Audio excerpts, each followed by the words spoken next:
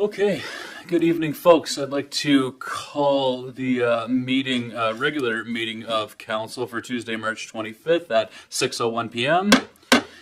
And calling to order, I'd like to acknowledge that we are in Mi'kma'ki, which is the traditional and unceded territory of the Mi'kmaq people. We're all treaty people. We have responsibilities and rights within that treaty.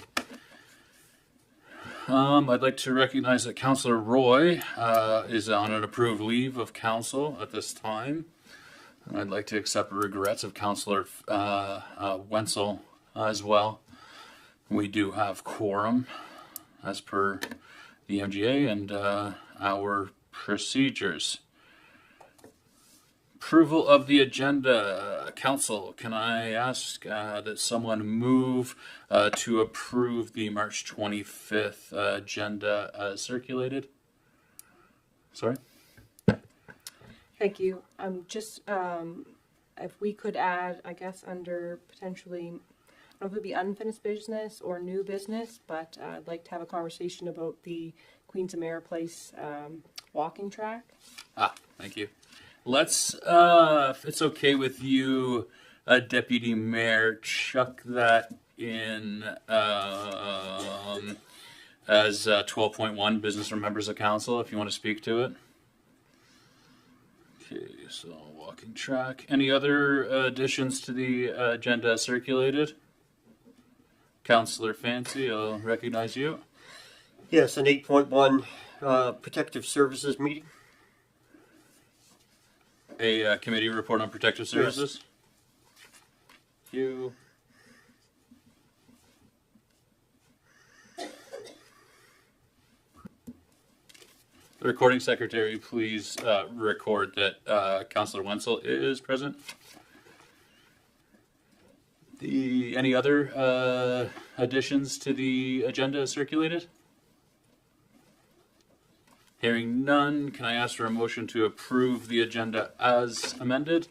Moved by Deputy Mayor Charlton, seconded by Councillor Jenkins. All those in favor? Carried. Cute. Councillors, anybody like to declare a conflict of interest based on the business items we are speaking to today? Any conflicts of interest? Hearing none, move ahead. Approval of the minutes. Any errors or omissions on the March 11th minutes as circulated? Hearing none, can I get a motion to approve the minutes for the March 11th meeting of council as circulated? Moved by Councillor Mero, seconded by Councillor Carver. All those in favor? Carried. That brings us to public comments. So we got a bit of a lively group today. Always super happy to hear from our residents.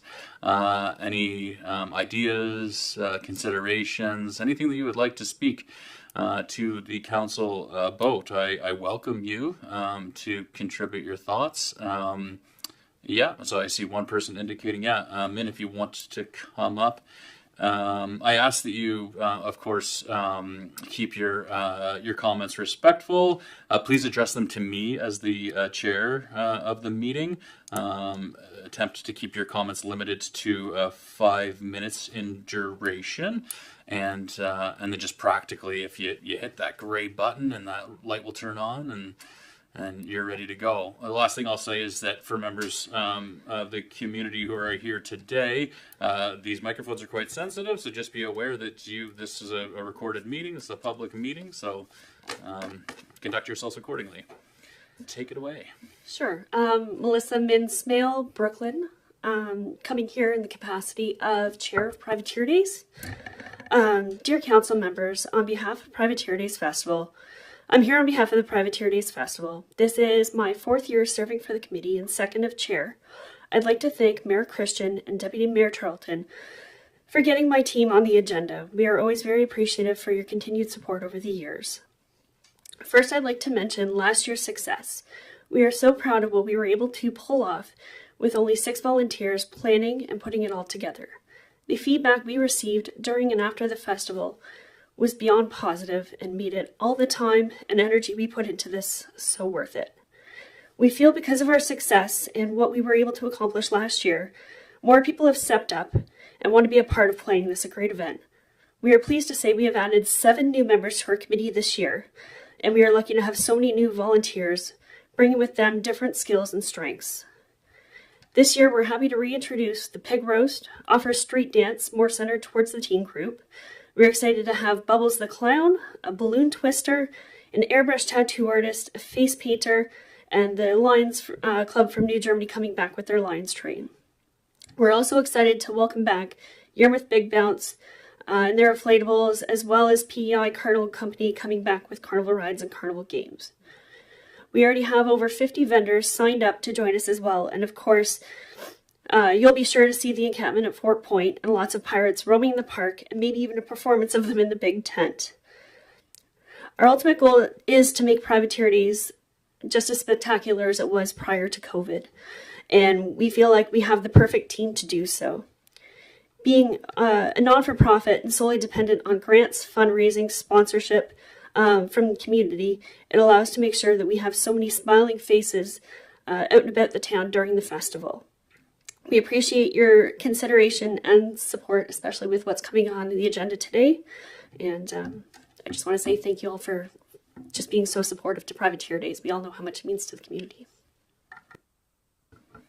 Great, thank you so much for your efforts and for all of the volunteers who contribute your time to pull off and execute what is a really meaningful event for South Queens. So thank you very, very much for that. Is there anybody else in the public who'd like to speak?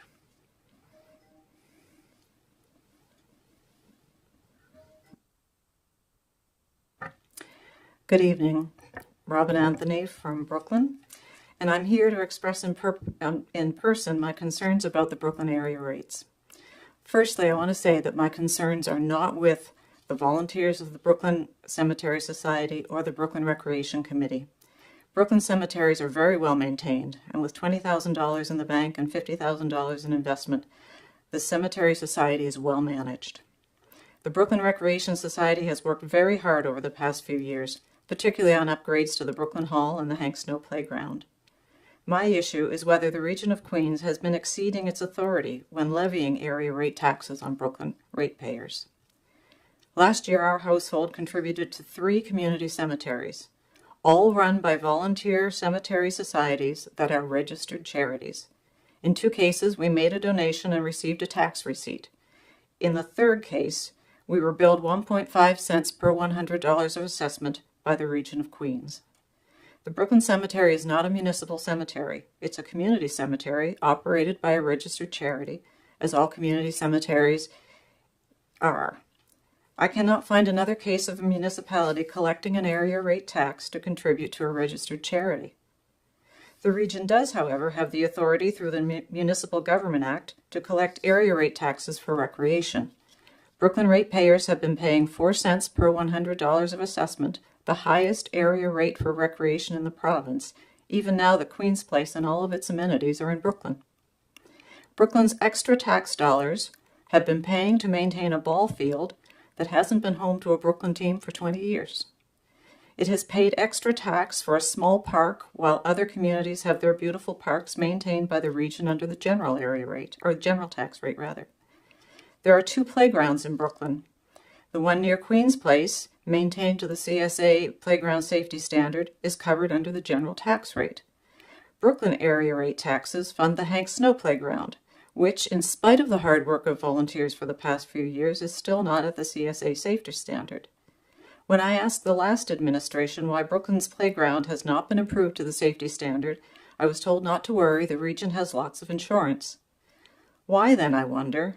Did the region improve all of its other playgrounds to meet the safety standard?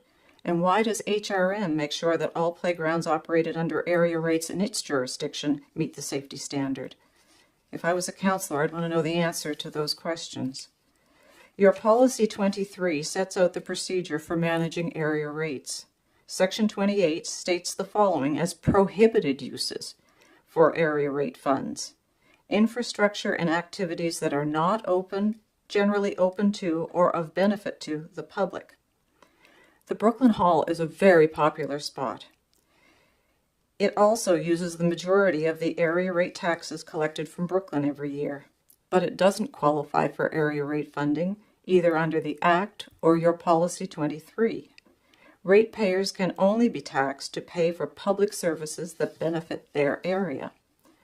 In the past 2 years, the Brooklyn Hall has been privately rented 530 times to individuals and groups from throughout Queens. In that same period, the only public recreation for Brooklyn were 2 children's parties, both of which could have been held for free in the community room at Queen's Place. For years, Brooklyn ratepayers have been required through the area rate tax to subsidize private recreation for people throughout Queens. That's wrong. The region can only tax Brooklyn ratepayers for public recreation that they receive, as stated in your policy. In summary, there's no justification for taxing Brooklyn ratepayers for recreation. The Brooklyn Hall and the unused ball field don't qualify for area rate funding. The Brooklyn Park and Hank Snow Playground, important neighborhood assets for those living in central Brooklyn, could be supported through the Community Infrastructure Fund. I encourage councillors to drive through Brooklyn.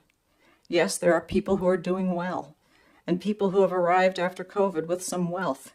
But there are also many people who are struggling to make ends meet, and you'll notice who are literally having a hard time keeping a decent roof over their heads. Charging these ratepayers additional taxes to fund a registered charity and to pay for things that should be funded either from general revenue or the Community Infrastructure Fund is, to paraphrase Joseph Howe, not right, not just, and not for the public good. Thank you. Thank you, Miss Anthony. Oh, sorry, Robbie, could you just turn off the microphone on the stand, please? Thank you very much for your well-prepared remarks. Is there anybody else from the public who would like to address council?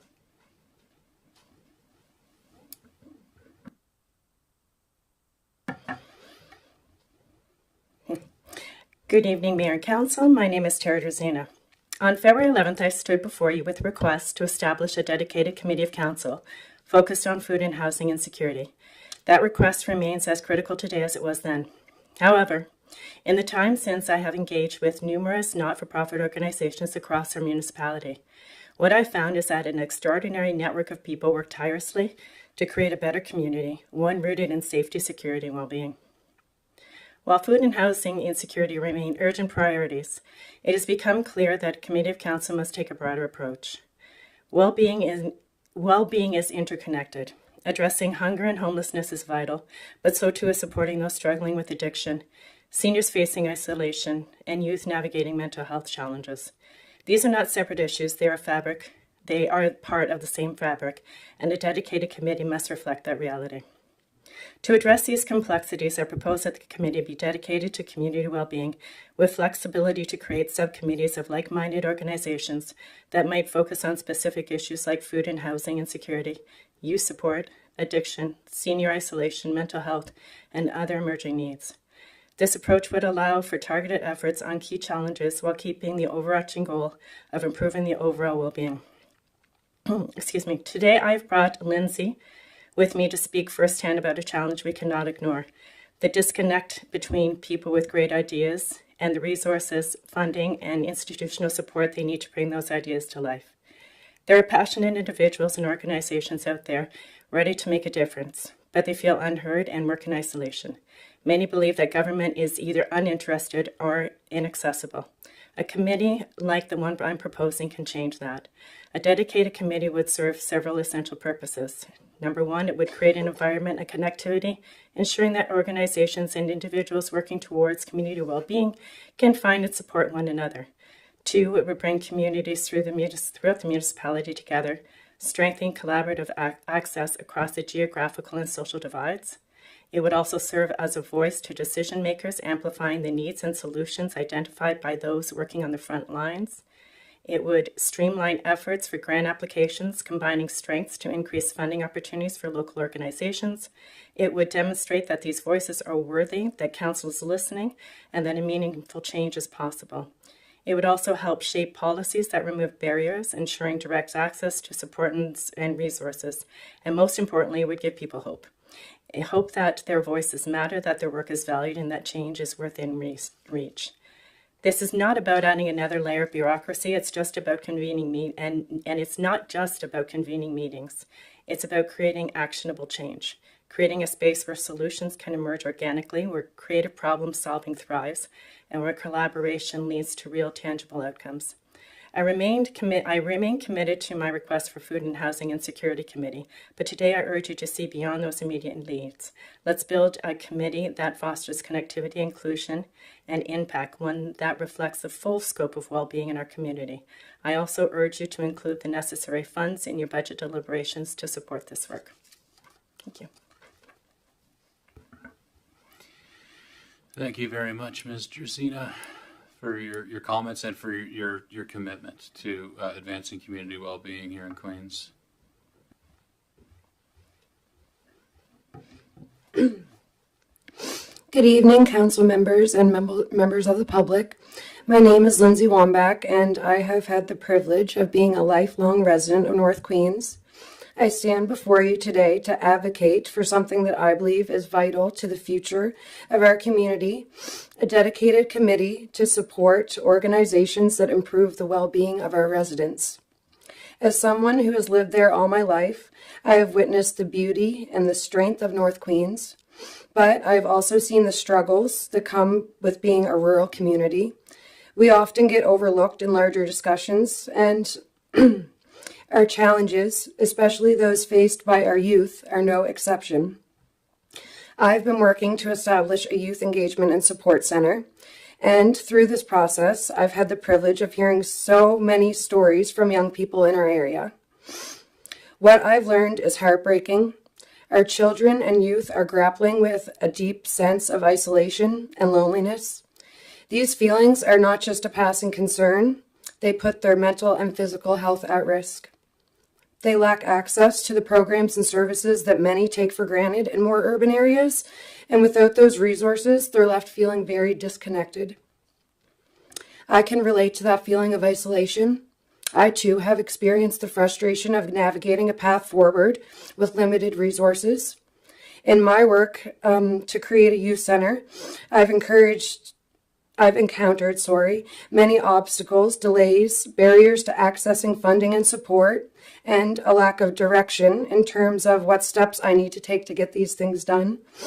I've been left searching for solutions without clear guidance, and it has become evident that I'm not alone in facing these challenges. Many others in our community are trying to improve the community and its well-being, and they feel the same way. They feel disconnected and without the networks and supports or information that they need to make meaningful progress. A committee of council dedicated to community well-being would serve as a bridge, providing essential guidance to support that so many of us are missing.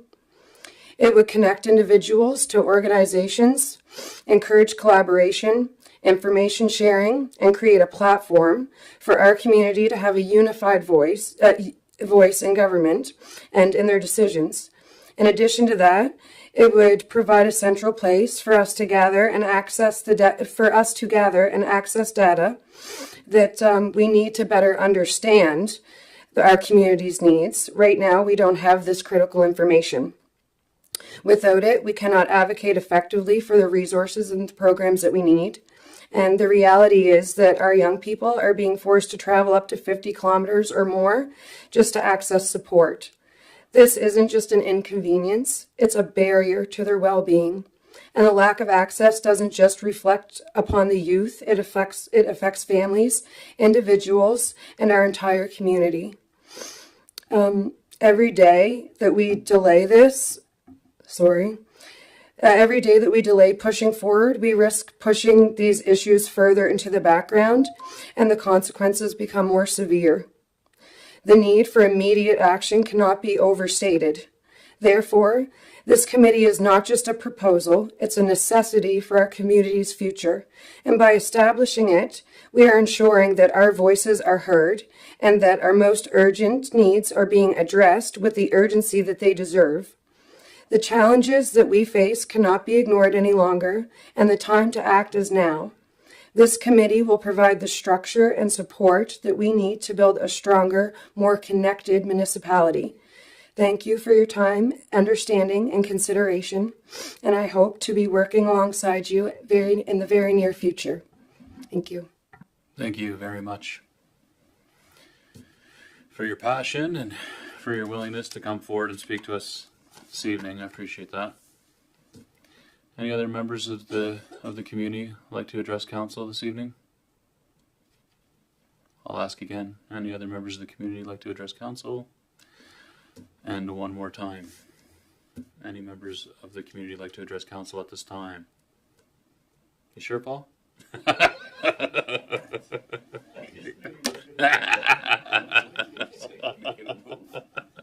Okay, hearing none, we'll move on to delegations and presentations. So we are pleased to be joined by Mr. Zena, Tara Zena, the chair of the Queens County Food Bank, to receive her correspondence and presentation with respect to the food bank. Take it away, Tara.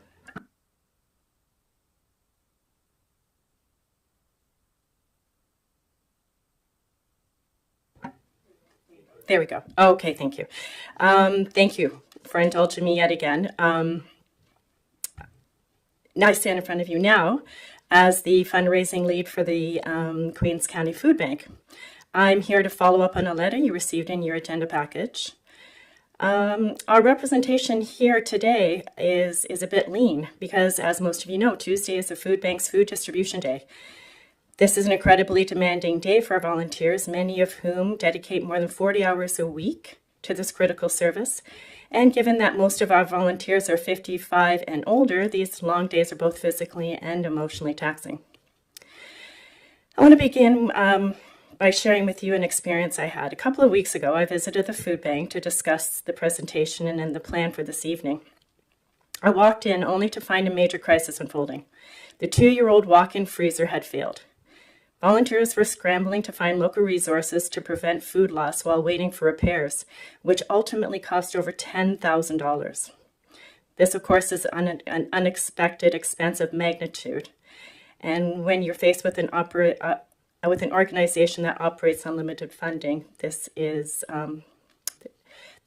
a huge blow.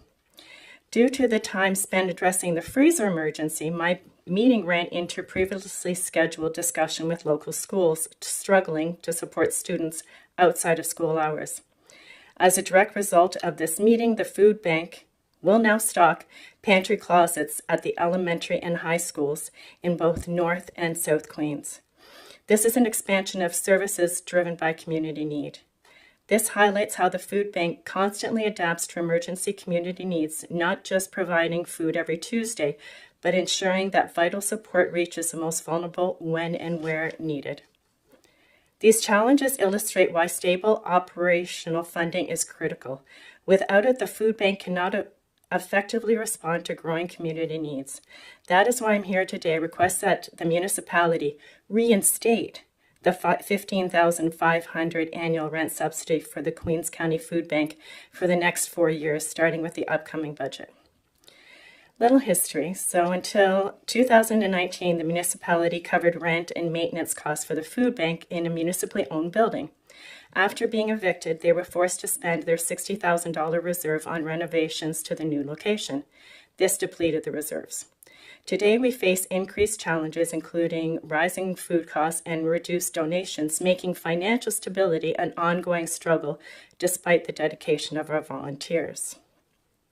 Why this fund and the reinstatement of funding is critical is for several reasons. Again, I'll swing around and state that the increase in demand. The demand for food assistance continues to rise over 20% in recent years, with substantial increases on the horizon. Without rent assistance, the food bank may be forced to cut service hours or reduce food distribution, leaving vulnerable residents without access to essential resources. Emergency preparedness. Reserves have been modestly replenished since 2019 and are meant to cover major crises. This money is allocated to take care of such instances such as natural disaster, economic downturns, or health emergencies. It's not meant to be to apply to routine operating costs like rent. Using these reserves to help pay rent will leave the community once again vulnerable. Sustainability. With fluctuating funding and heavy reliance on donations, the annual rent subsidy would stabilize operations. This financial stability will allow the board to focus on food procurement and expanding service demands to meet community needs. It would also help apply consistent funding. Consistent funding is critical to ensuring food security remains a pillar of a strong and resilient community. Without municipal support, the food bank faces operational uncertainty that directly impacts residents in need. Municipalities, of course, play a critical role in stabilizing essential services, and by reinstating the subsidy, the municipality will ensure that no resident is left behind in times of personal crisis. Unfortunately, when the food bank sought municipal funding last year through the Community Investment Fund, they were told that they did not qualify due to what was deemed excessive holdings. However, these holdings are not your typical holdings, as previously mentioned.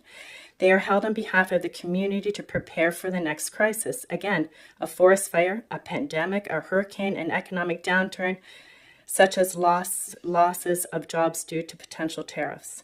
These reserves are not discretionary funds, but a necessary safety net for us all. Regardless, the food bank does not qualify. At the same time, grants are not readily available as they once were either, making it harder to secure reliable funding. While the food bank's thrift store does provide some financial support, this support is volatile, depending entirely on the quantity and quality of donations received and the interest of customers willing to purchase them. Once a thrift store covers its own rent and operating costs, what remains fluctuates and is not a consistent or reliable source of income. So while I have your attention, I also want to address a damaging misconception that persists in our community. The belief that food banks serve only those unwilling to work or struggle with addiction. The truth is far different. One of the families who rely on our services, they do so begrudgingly, is a single mother who has taken in children from her extended family to prevent them from being placed in foster care. Now she finds herself unable to work due to life-threatening diagnosis. Government subsidies are simply not enough to fill the stomachs of these growing children, while unexpected health care expenses consume what little grocery budget they have. The food bank also helps seniors who struggle to make ends meet because the cost of food has increased far beyond the limits of their fixed government payments. We also assist working family. These are households where parents are employed at possibly minimum wage who can't keep up with the rising costs of food, rent, property taxes, and utilities. With this modest but crucial investment of $15,500 annually, the food bank can continue its essential work and help the people I mentioned here today. We urge Council to recognize this and reinstate the funding. Thank you for your time, and I can try, with the help of the people from the food bank, to answer any questions. Thank you very much, Mr. Zena. Council, any questions with respect to the food bank? Councilor Fancy? Yes, enjoyed the presentation, and I've been part of the food bank at different times through the years. But also, too, it takes into the account that you've had a lot of older people who give very generously to the food bank, and they are slowly disappearing. So it's more and more of a challenge to be able to rely on that support, because that support is not there. So and I know we've always looked at things as what's in the account, but when your account goes to zero, that means you're out of business, and so we have to look at it in a different light. So I've always been supportive of it. We'll just see how this goes this year.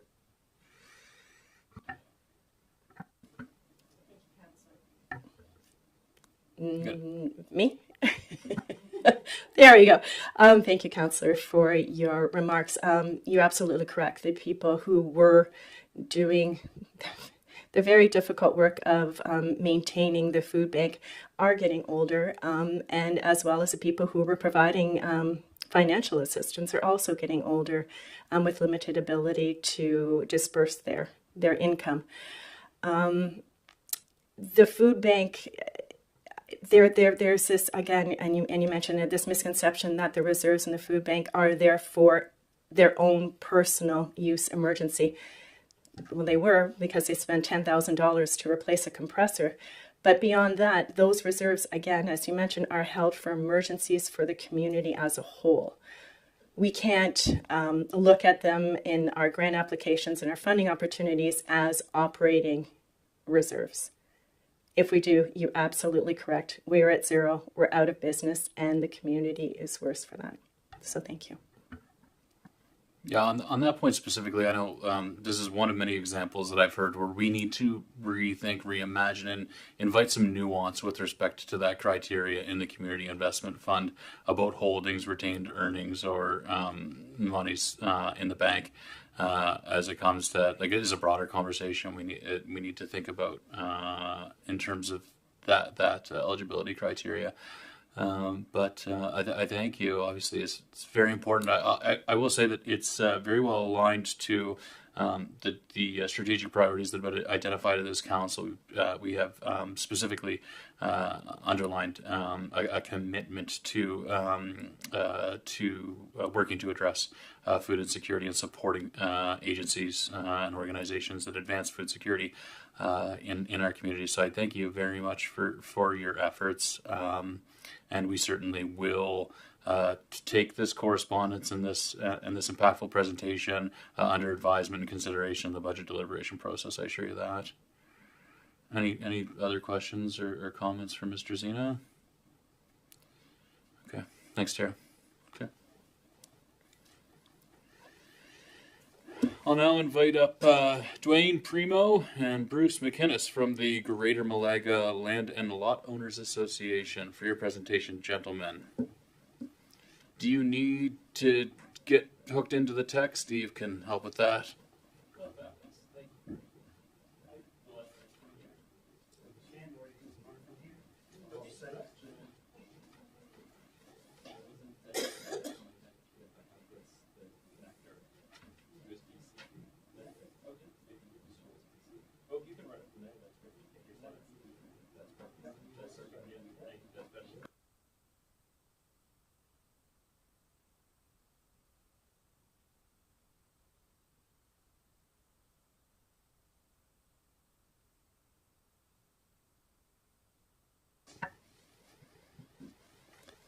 Good evening.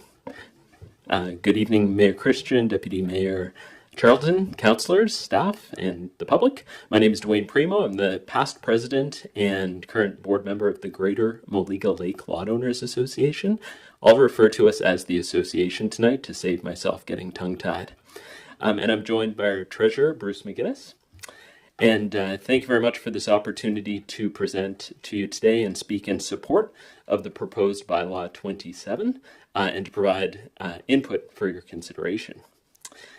The agenda I'd like to cover today is providing an overview of who we are as an association and as it relates to bylaw 27, provide a bit of history on our involvement in where we getting to where we are today and the recent first reading of the bylaw. I'd like to share our position as an association on the bylaw and as well highlight 3 concerns and alternative or suggestions for your consideration relative to the bylaw. And then we'll have some time for questions, I believe. So first up, who is the association? So if you could move to the next slide, thanks very much. So back in 1977, there were 3 lot development or development corporations that are no longer in business that developed 1,200 lots, over 1,200 lots for recreational use at the time on the lakes of the shores of Lakes Ponhook, Moliga, Black Rattle, Beaver Dam, Annis, and more. The area covers about 3,000 acres, and we believe we're the largest recreational land development in the Atlantic provinces. We were deeded, the association was incorporated as a society, a not-for-profit organization under the Societies Act of Nova Scotia in 1977, and we were deeded the roads and considerable number of green spaces, including we maintain today 52 kilometers of roadway, including the road bedding, the biannual grading, the brushing, the ditching. We maintain 13 boat launches, green spaces, 3 bridges with a replacement cost of around $2 million. And of those 52 kilometers of roadway, 10 kilometers are not owned by the association, they are owned by the province. They are K-class roads that we are maintaining. And I would like to say that we do not gate these roads. Roads are used by the community. They are enjoyed by the community. This area is a gem of the region of Queens. And there's lots of fishing derbies and families and community members that use these beaches and these roads to enjoy recreation in this part of the region. We like to think of ourselves as a quite well governed organization. We have an active board with a strong set of bylaws. We maintain minutes that we publish on our website along with our financials. Our financials are audited or reviewed annually. And, by my rough math, we do represent about 8% of the tax base by just count of assessments in the region. So that's a bit about us. And I would say that things have changed since 1977 in that we were, at that time, it was a very seasonal recreational area, and it has now become a full-time residence for many, many people in the community and growing. Fiber op is on every street pole, and with COVID and things, people have been living and moving full-time into the area, which has put increased demands on the infrastructure that we support. So a little bit of history on our involvement in the bylaw, and I won't go through all these points, but I just want to highlight we have been working with council and staff since about 2019 towards the draft of a bylaw. We've been very appreciative of that support.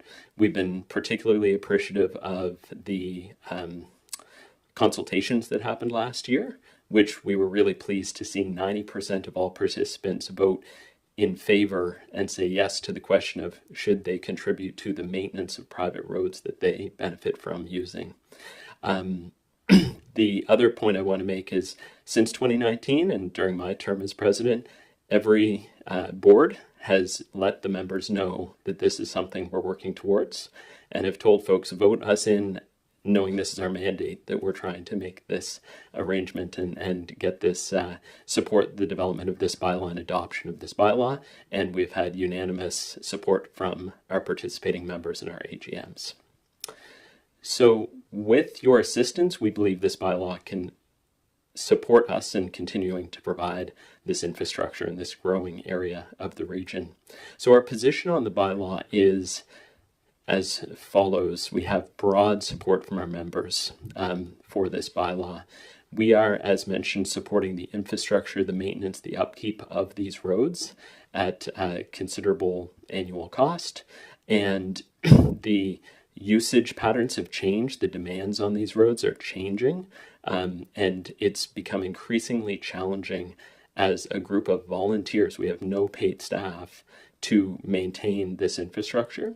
And the bylaw will provide us financial stability to ensure that we can invest in staff to continue to meet the infrastructure, the demands of the community and the growth in the community. We also see there's much overlap. For us, the process of collecting from 1,200 members annually is exceedingly challenging when we don't have property valuation services to be able to let us know who we should be sending a bill to. And there's a lot of efficiencies to be gained, even for those that are paying the bill. You don't have to pay 2 bills. It's 1 bill if collected through the tax process. So there's strong support from our board and our members. The next thing that I want to highlight is for us to continue to provide this critical infrastructure and support for our members, there's a few things we really need to do. We need to collect all of the fees for the services delivered. We do not today. We collect a good majority, but it is challenging, not just the demand of volunteers to deliver the services, but to collect. So collecting all the fees for the service delivered is critical for our future viability as an organization. We need to direct as much of these fees to services as possible. And we have managed to maintain rate parity and not increase fees for 4 years despite inflation. So I want to make that note. And as mentioned, we intend to hire staff and hire manager to make sure we can keep up with the increased demands on the infrastructure. We believe bylaw 27 with some adjustments would be really important foundation for us to continue to deliver this service and help grow this portion of the region. Getting to the concerns, there's 3, and I'll cover them very quickly. And pardon my pace, I have a lot of material to cover. The first is the renewal, the annual renewal term, and the provision that allows the council or future councils to terminate the agreement for any rational reason. If we could move to our suggestions on the next slide, we see an issue where if optimistically we move forward, we adopt. We would like some certainty, and we would be happy to commit ourselves to performance obligations to ensure that we can have some stability and knowledge that of, say, a 5-year term, a longer term commitment. And also, should future council wish to terminate, we'd ask that it not just be for a subjective, rational reason, but based on not complying with the performance criteria that we've committed ourselves to, and that any termination would provide a tail of 2 years to give us time to rebuild the infrastructure, to be able to collect from our members to continue to deliver the services. This is probably our most critical concern and feedback. The second concern is one of the administrative fee. 5% for us represents about $15,000 a year that wouldn't be directed towards services to residents of the community. Transparently, it's still a net benefit to us if it is a 5% fee, but we see this as an opportunity in an area that represents a significant tax base in the region for the region to provide a relatively small investment of staff time once the setup is correct, when you're already collecting on those tax bills, to really give a lot of stability and a lot of service to this area of the community. So the next slide, I think, suggests perhaps considering a cap on that fee. Certainly any dollars that are reduced from the fee you would charge would go back to service delivery to the roads, to the infrastructure. The third and final concern, and I'm 3 seconds over, so I'll be quick on this one, is there was some debate in the first reading around the definition of support. And we recognize for council to not only put this bylaw in place, but support any association's adoption of that bylaw. You would want to make sure that the members, the lot owners on those roads want this to happen if it's going to show up in their tax bill. We agree with you. That's why we've been very vocal with our membership on our intent. And we would encourage, the concerning point I heard in the last meeting was around like a unanimous decision, or what threshold you would be looking for from our members to support us adopting the bylaw. And, we do, very few municipalities or governments see more than 50% of the population turning out for a vote. Our intention in our bylaw stipulates we would have a special meeting. And in this special meeting, of those in attendance, well advertised, giving everyone the opportunity to participate, we would look for a strong majority in favor from those participants. We believe we would receive that support based on previous AGMs, but we do want to make sure that the threshold isn't set to a degree that's not attainable ultimately. So that's our third point of concern. Closing, I won't reiterate all those points, but I will say we are very appreciative of the work that has been done, of the consideration of this bylaw, and we believe it can it can help us continue to deliver significant investment effort towards the development of this beautiful part of the region, but we need your help. And we'll open it up for questions that hopefully myself or Bruce can answer.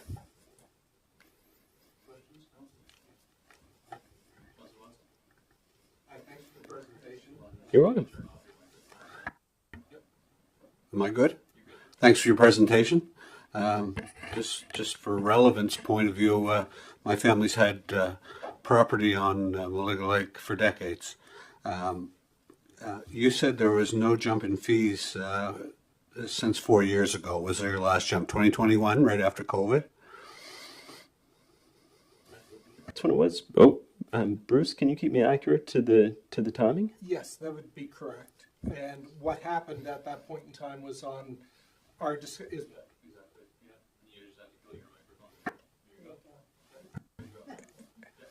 press it again. Okay.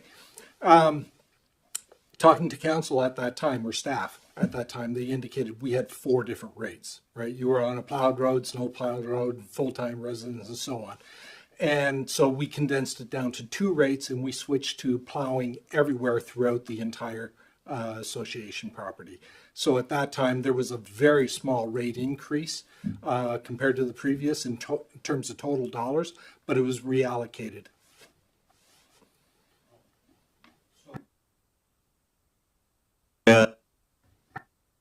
If I'm lucky enough tomorrow to put a house off the Narrows Road or on the lake shore, what would be my fee? So for you to put a house up, it would be $330 plus HST, which would be $408.25. Well, sorry, HST went down 1%, so it'd be in that range. So property is a different rate. If I don't have a home, if I just got a piece of property, I pay a lesser rate. Currently, your rate for a vacant property is $130 plus HST, so it's $149.25, or sorry, 50. And so just to be clear, the way we demarc a property that's vacant versus one that's not vacant is whether you have any structure. So as soon as you put a trailer on it or any kind of building that you could stay in, then you're considered to have an occupied property. The reason for that is we're trying to relate back to road usage. And I just have one more. When you say this would help you, if we pass this resolution, that would help you hire more staff, what's your plan for hiring staff? Local or folks that are already out there that have an income? Yeah, I can field that one. So currently, all of the activities we have, our executive, our board members do a lot of work, but they're all volunteers. Treasurer, financial, that is all volunteer. The road chair role is one that works with our subcontractors. We hire local subcontractors to do the work, the heavy equipment, the grading, graveling, so on. And we would look to hire someone. We haven't worked out the exact job description of the position, but we know that we are we're having a hard time recruiting another road chairperson, to be transparent, because the road chairperson is like the supervisor of the subcontractors, and it's been an unpaid position, and it's become with the demands of all of the members 12 months a year, winter clearing, so on. You could imagine if your public works folks in Liverpool were volunteers, they probably wouldn't want to do it for too many seasons. So that is the most likely role, and it would most likely be like a resident of the region of Queens. Again for your presentation, and I understand how busy that job would be because I've watched it grow. I've watched it grow over the last 20 years. Especially the last 5. It's yeah. Thanks. Any Councillor Charlton? Thank you. It's okay. Thank you for your presentation. I can appreciate the concern around the rational clause, and I can also appreciate the 2-year suggestion, because if a future council decided to pivot from this, it would be really hard for a volunteer board to pick this back up, and it certainly would not be smooth to try to do that in a short time frame. So I think those are great suggestions. Thank you. Thank you. Yeah, great presentation. I think it's great to hear from you folks as we look at crafting and getting this bylaw right. I think, which is in everyone's best interest to make sure that where we do land on this bylaw makes sense for our organization, makes sense for the associations who would take advantage of the fee collection service. So I certainly appreciate your well prepared remarks today. Sorry, was there yeah, Councillor Mayor, take it away. I just have a question. You mentioned that you don't know, sometimes you don't know who to bill without property evaluation. How have you been billing now, and how do you know whether you've got everybody covered or if you're missing people? That is a great question. So on the basis of the work of our volunteers, we have a listing. We maintain all our records in QuickBooks Online, which was an endeavor to migrate from a Sage instance a few years ago. We have a listing of all of the members, all the PIDs, and it's manual effort. We've gotten support from Property Online to get free access, but it's like one by one assessment of properties. And so we keep records in QuickBooks of the properties, the lots, the email addresses when we can get them, the members that we need to bill, and the rate that they're to be assessed. The challenge is all the change that is happening, all the development you see in the area. When a property is sold, some of the lawyers around know that they should contact us, but many don't. So we end up invoicing the old member until they say, hey, I sold that property to so-and-so. So then we are chasing this information to be able to bill the right person. So you don't have any type of contracts or anything they sign if they buy a piece of property or they put a building on a property about these fees, concerning the fees? There is not a contract. No, the deeds have covenants the covenants were established by the developers, and the covenants obligate people to participate in the association ultimately. Yeah. And these covenants were tested. Great, thanks so much, gentlemen. We certainly will take your presentation under advisement as we work to. Oh, yeah, sorry, go ahead, Jenkins. What amount of dollars don't you collect each year? Well, depends on the year, but generally speaking, it's about 20% of our billings. And that's gone up from about 14% about 20 years ago. So it's getting worse, not better. And just on top of that, we've got about 40 people we don't know where they are. You guys probably have the same issue with your tax things, but there's no information on Property Airline. We send out invoices and it just gets returned to us.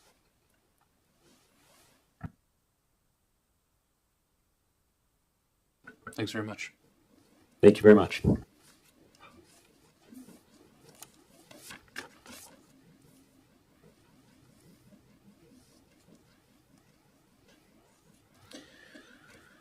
Okay, we will move on to correspondence which was received or sent to or from this organization.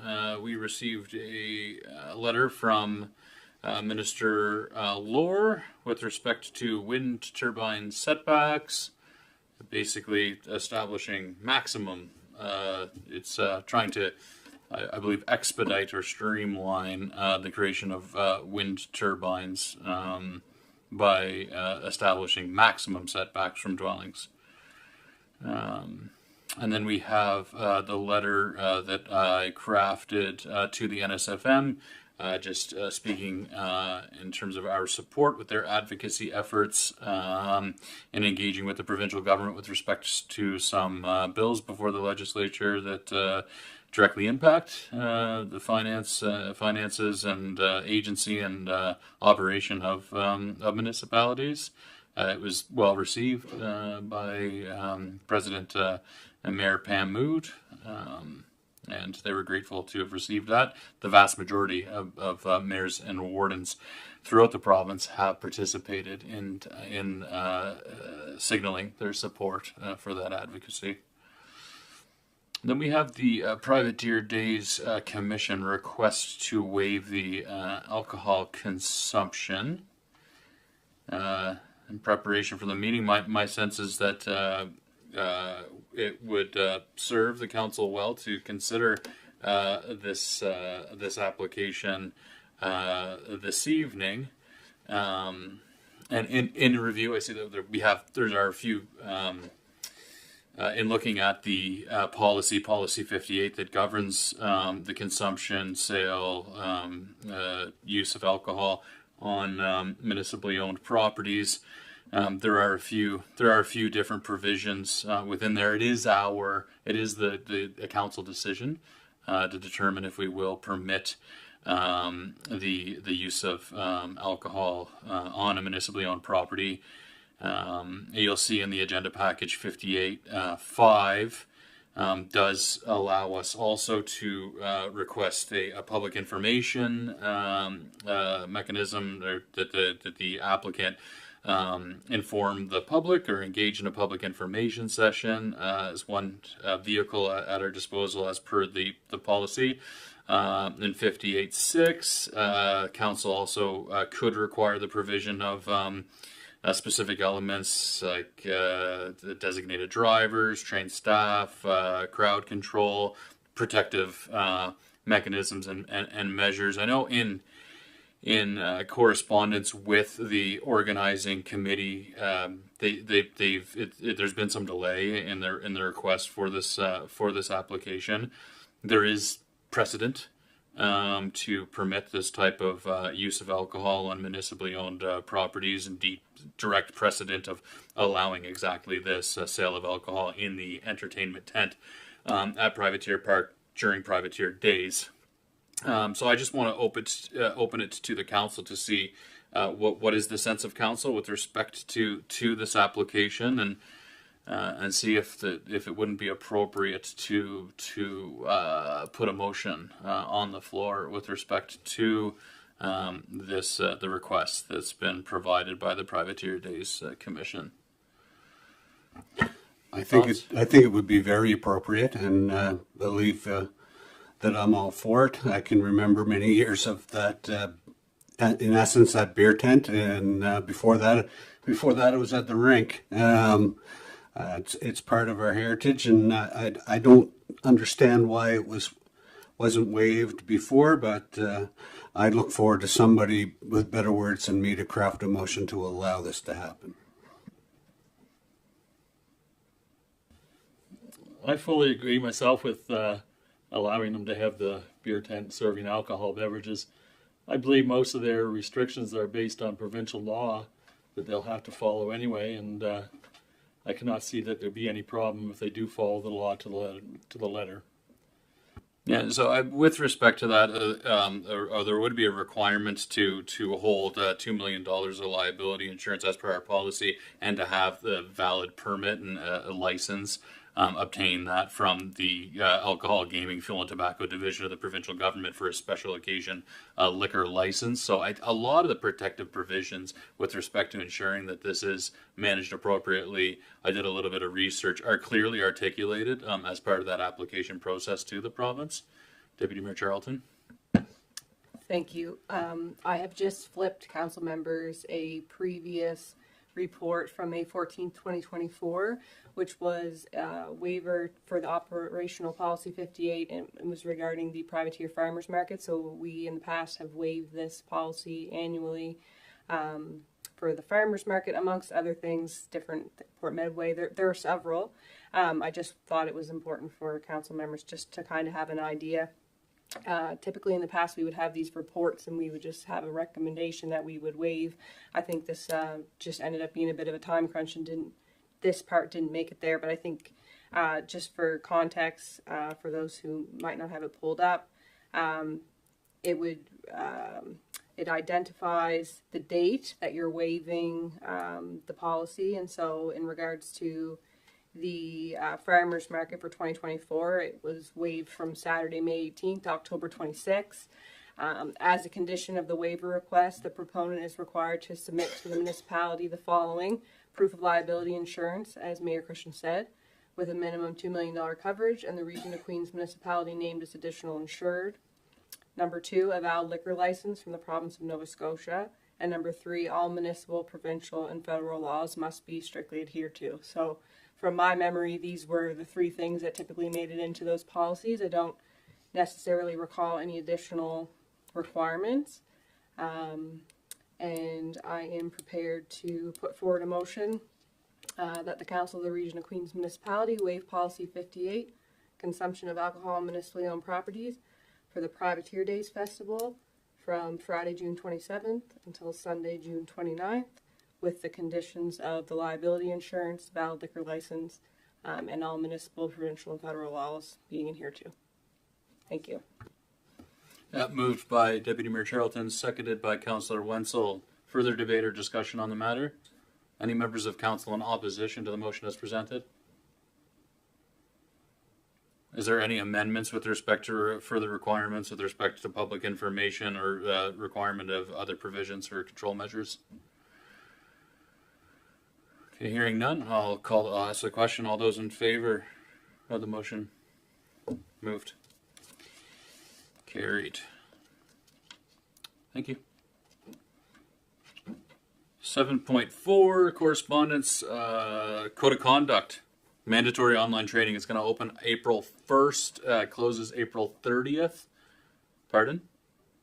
It's open? Oh, I registered. But can you access it? I didn't get the email back from the NSCC. Okay. Well, okay. Okay, council, but I believe the deadline for all councillors to complete the mandatory online training is April 30th. Is that correct? Okay. So make sure you get the Minister Lohr is reminding all elected officials that you ought to get your mandatory online training with respect to the council, the code of conduct for council prior to April 30th, 2025. Any further comments, input with respect to any of the correspondence either sent or received? Okay, we'll move to committee reports. Councillor Fancy on protective services. Take it away. Thanks, folks. I'll just get my papers here together. We had a protective service meeting Tuesday, March the 11th at 7 p.m. And I guess we should say who was all in attendance. And it was for the fire chiefs, and that's Trevor Monroe, Chris Wolf, Moyle Conrad, Kendall Farmer, and we had Mike Morton there in place of Wayne Trim, because everything that we vote on has to be unanimous. And also two of the councillors, myself and Wanda, and in the gallery, Stewart was there, Sue Jenkins. So, like I said, the meeting was called to order at 7 o'clock. There was a discussion regarding the lack of motions on the agenda approval for recent meetings. They said the province requires the approval and signatures of the agenda in minutes. In the past, what they had to do, because they were all individual, had to vote on things, and it had to be all not unanimous, but well, that everybody had to vote on it, that they required at the end of the meeting to everyone sign. That's what they used to do in the past. So I did that, what they asked. I don't know if that's what's required or not, but that's when we brought back our papers saying that everyone signed, saying they are all in agreement at the end of the meeting. So we're going to continue to do that until we're told differently. The EMO exercise, there was no update regarding status of who is in charge. It was suggested this item be tabled until the EMO coordinator can attend. So I know as council we're working on that, so that will come about. The safety audit, they were giving, with needs assessment, they were given that the last time to look it all over. Their comments were that the interviews were very short and not very detailed. It was noted the report was very vague and appeared that there had been some assumptions made. For example, the chiefs were not asked what their departments are doing for fit testing. Members of the committee would like to have him come back to the group to discuss the results. Next thing is fit test machines. They were said that we should consider possibly purchasing a fit test machine. That would be available for all departments, which would lead to a budget discussion. it would cost around $5,000 to just service and calibrate the machine. If the region bought the machine, then who would be trained to do it? And the assumption is that training would be offered by the dealer. It was recommended to investigate and price out the various options. It was noted a number of region employees require the fit test machine as well, so it would be for everyone. The vehicle insurance, the current policy is $25,000 deductible per occurrence, and the region is to pay the first $20,000. We know we have 2 fire trucks that's out of service at this time, and they're looking into what it's all going to be, whether they can be repaired or not repaired.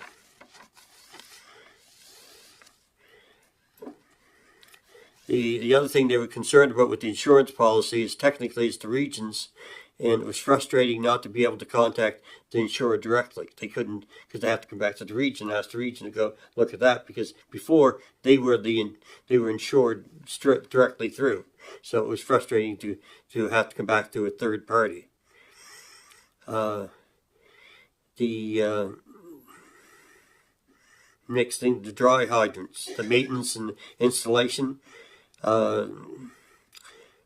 The last year, I think it was $15,000 for the hydrants, and but there was a very little work done, or no work. I won't say for sure what was done, but was requesting for an additional $20,000 to the budget for the dry hydrant work for this year, so that we can be able to get all the work done. There was a meeting with the Works Department because they're turning off wet hydrants while they look for leaks in the infrastructure, which we know that is going on this time. The Works Department will let us know when the hydrants are turned off, but generally within the towns, hydrants with a blue ring have been shut off. So they'll be able to at least identify which ones are off and which ones are on. Regarding the dry hydrants, Works stated that they have not been instructed, they've been instructed to not install any new hydrants and to only maintain what already exists. All hydrants have been taken off the docket, and there was 4 of them that was already on there to be able to be done, but the Works Department said no, it's not there, so they didn't want them put back on. There's 3 for out North Queens and 1 for down in, I think it's Mill Village area. So they want to get those back on the list again. Okay, had a lot.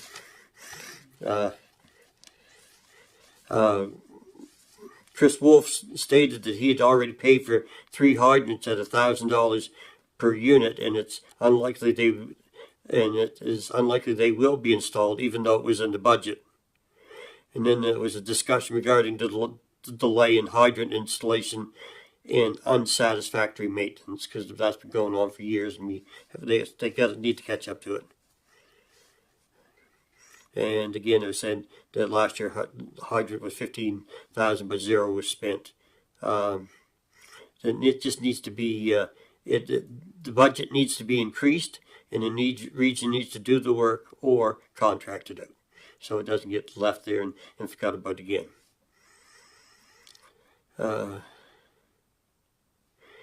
And they put this one in here too, which it says an important example is that the only hydrant in the area of Hillsview has been taken out of service 7 years ago. So there's only one hydrant out there, and that's everybody knows you can't use it because it's been taken out of service. The permits. Can the region hire someone to do the permits and the installation of the hydrants? Can a contractor apply for the permits as well as install the hydrants? That's what they would like to see asked. The question is. It was recommended that we bring forward to council what we want the work done and want a time frame. Permits have expired, so it's likely to be next year. They've been paying for these permits, and then it runs out, and then they have to pay for them the next year too again. So it needs to be again putting it on the schedule, getting it done. If it's going to be done by the end of July, end of October, it's there. If not, then we contract out because we can't do it in house. Wet hydrants procedure is to call the pager numbers after hours. Steve Parnell and Adam Grant will work something out with the Valley so the Valley will carry the pager number so that we can focus on the fire. During the day, fire departments are in radio contact with works. And then they asked the question, can the pressure be boosted on the hydrants? The current infrastructure is gravity fed and will not withstand pumps to boost the pressure. I guess that's more in town. And then they asked, can the tops be color coded to save pressure? That if you color code it will tell you how much pressure is on each hydrant. So then when they go to use them, they'll know what it is. And then they asked, why was the contract with Valley only renewed for 1 year, not like 5 it typically is? No one seems to know why we only took a 1 year contract with Valley this year instead of 5. Still a little more, I hope you don't mind. The hydrants have been numbered in sequence. They don't have civic numbers anymore. This causes confusion and delays with out of area departments. So if somebody come in from outside and it was numbered number 3, number 3 means nothing. It's got to have a civic number to it. And anyway, signs were sent, fire district signage were sent to Mike, but Mike should have maps showing where they should be. And they want to just find out if Mike's got them or needs more information. And this here, I'll just say here, this EHS update, which I found really quite interesting. A pilot project has started from that meeting that they had out in North Queens. And he said the remaining departments are at the public meeting were contracted to enroll in the project. It'll likely trickle down to other MRF agencies. There are 5 basic choices when you enroll. They may bring in a 6th group. Chiefs will choose which level they want to enroll in and respond to. They are bringing in a new system for comm-centered questions in order to get more information from the patients to determine the level of emergency and the level of response needed. They are considering a new system that will enable video comms before fires and EHS, etc., which will enhance caregiving in the field. That's going to be neat to have the video there to be able to see and be able to tell what the need is. General discussions regarding when and where they get paid for a call, and that was not really and no one really knows the criteria actually meant when it comes to the different levels. This is the way it's going to work. Fire departments will get paged, and EHS will respond without lights or sirens until they assess the situation. If it requires a code respond, they will bring back upgrades. They will bring upgrades and lights and sirens as necessary. Basic MFR training is available for free if you take the basic first aid, healthcare, CPR. And then the other thing was when we had the round table, they've talked about the damaged trucks. They have one that's is probably not going to be able to be put back on the road. That's been torn down, and they are looking at seeing what's going to cost to get it fixed. And I think they had a price which was, getting up to $200,000 or $300,000 just to get it repaired, because it's all torn down right now. But the other one is still assessing whether it can be fixed or not. Then we had a meeting for adjournment. Next meeting will be July 15th at 7 p.m. at South Queens. But we'll probably be meeting before then, because once we have an update from the CHS, then we'll know more how everything is going to be going as far as it was a really good meeting with the EHS and the fire department. Thank you, Councillor Fancy. So my understanding, so there's some elements that we need to consider with respect to our budget deliberations in terms of allocating appropriate monies, but then there are other things with respect to procedure and within our operations with respect to like ensuring that allocated funds are spent in servicing the dry hydrants and getting the wet hydrants up and running. With the FIT devices that you had spoken about, I think, did I hear correctly that you said that there are staff within the municipality who also would take would use those devices? Is that what you had said? Well, they said there'd be some people who probably require to have to be fit tested as well. And I can't tell you for sure because that's their comments because they would know who's all there. And I can't say Works would know who wouldn't be. Thanks. Any questions for Councillor Panizzi? Yeah, go ahead, Councillor Kerr. Did you get the email that I sent you from Adam about the dry hydrants? He said the civic number is going to stay on. Yeah, I along saw with that on the number. signage. Yeah, Yeah. he displayed an example of Yes. where it includes the numbered code as well as the civic number on the signage. Yeah. Okay. Thanks. And thanks for your work, and thanks to obviously to all the volunteers who to keep the various volunteer fire departments throughout the region running. Okay, moving on to unfinished business. We have the second reading of the tax exemption bylaw. I would invite up Director Vino. There was one change, an additional property added to the exemption list since our first reading.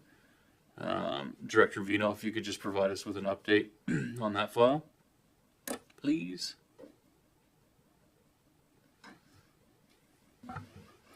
Good evening, Council. So as Mayor Christian said, we did have the first reading at our last meeting, and we have had one addition. We actually had a couple of inquiries. Councillor Jenkins had requested that the property with the assessment number that ends in 64 be put on the list for 50%, and that is the one that has indeed been added. Councillor Jenkins also requested that another property be put on the list, but it was actually already on the list. And then Councillor Carver had asked us about a property, and we just had some clarifications on that one.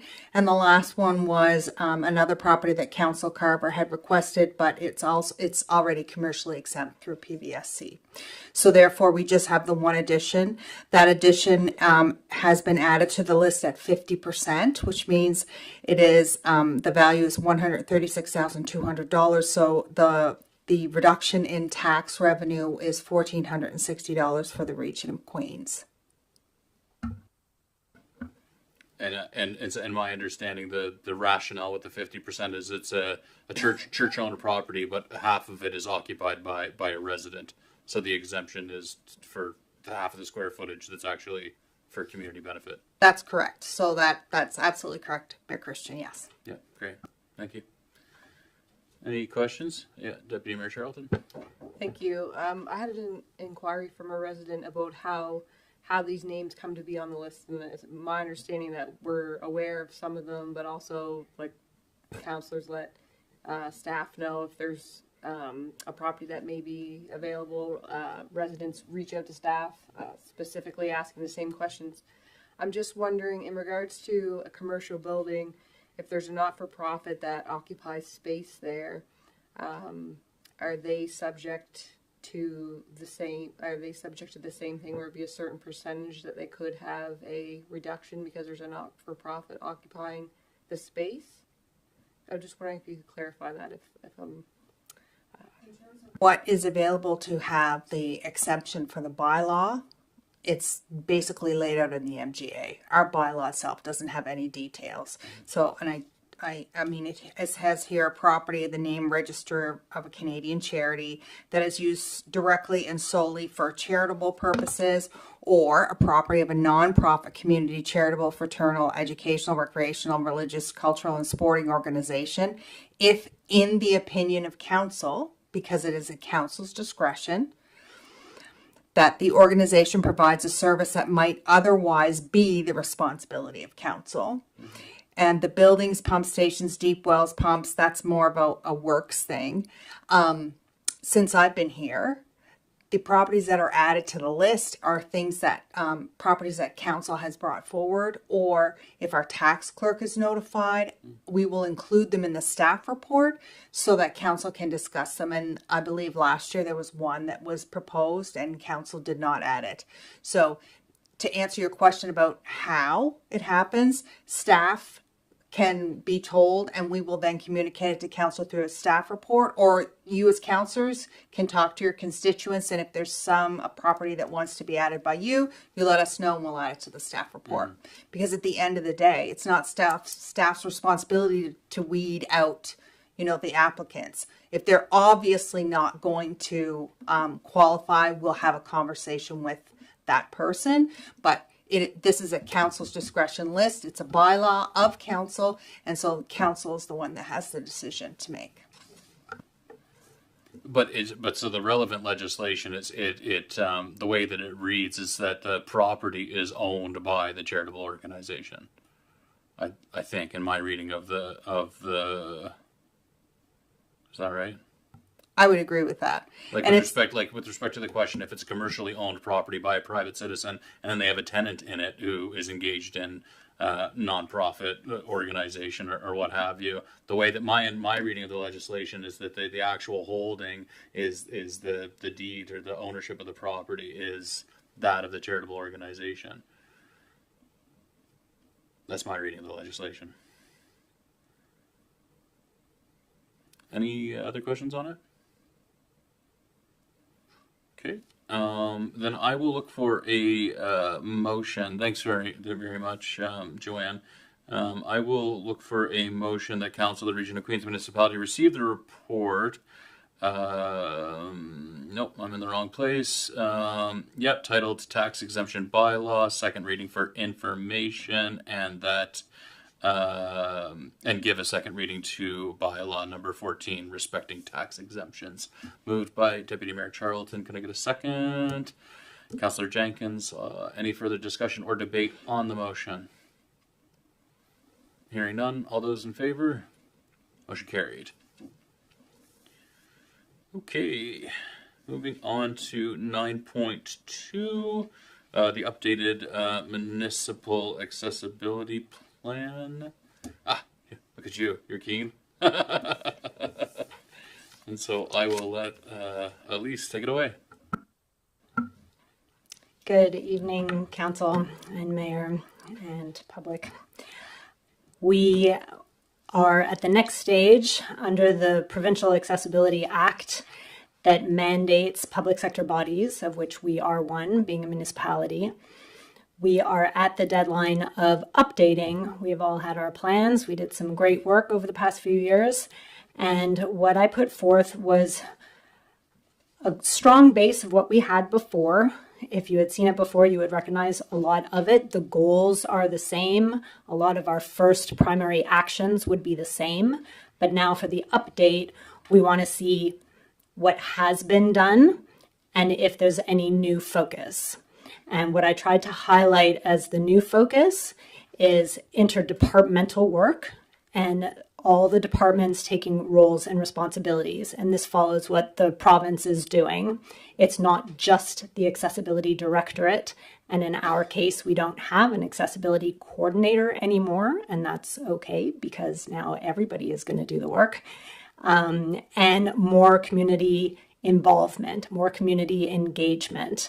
And that together puts the scene for the monitoring and evaluation, which is the loop, the feedback that helps us tweak.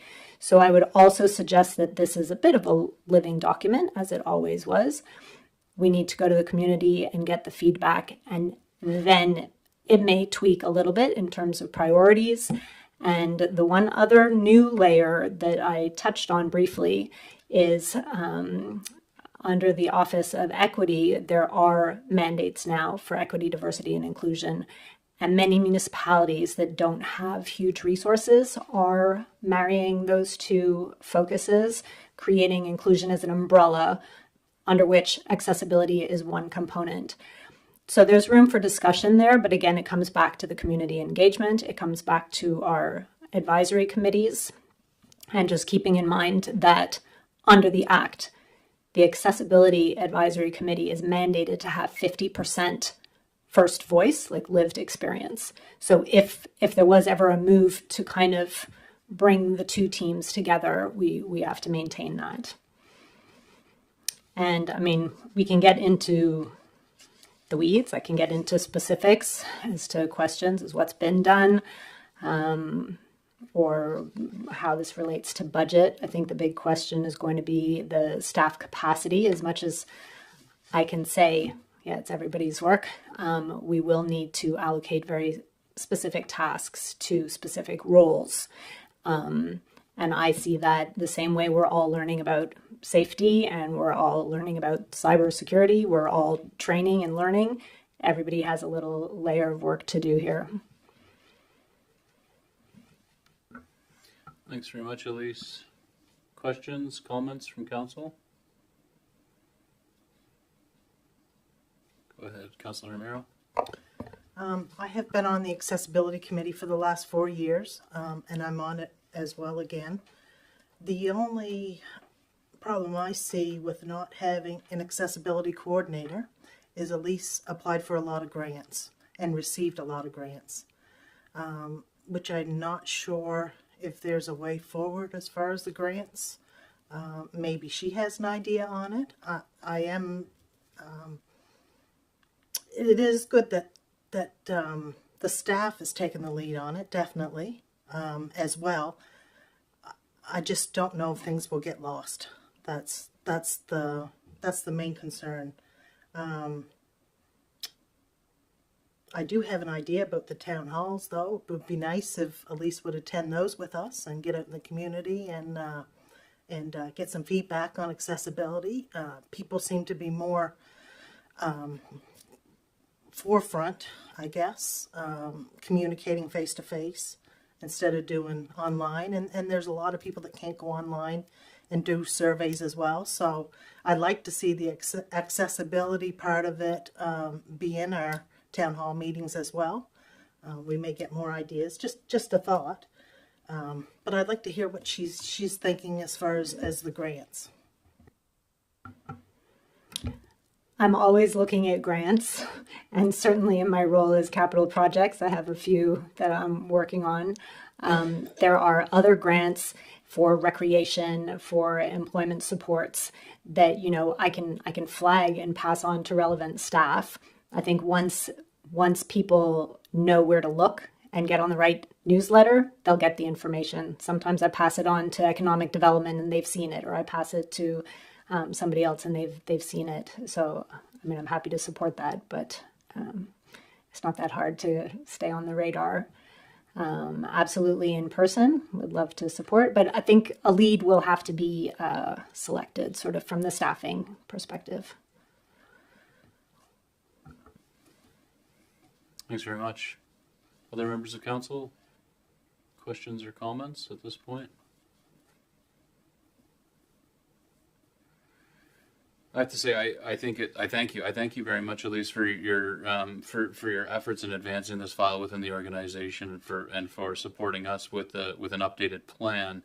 I certainly agree that we do need to allocate and find a way to ensure that there are dedicated staff resources to making sure that this work, as well as the equity, diversity, and inclusion work, is at the center and is I think gets the bandwidth that it needs and that it deserves.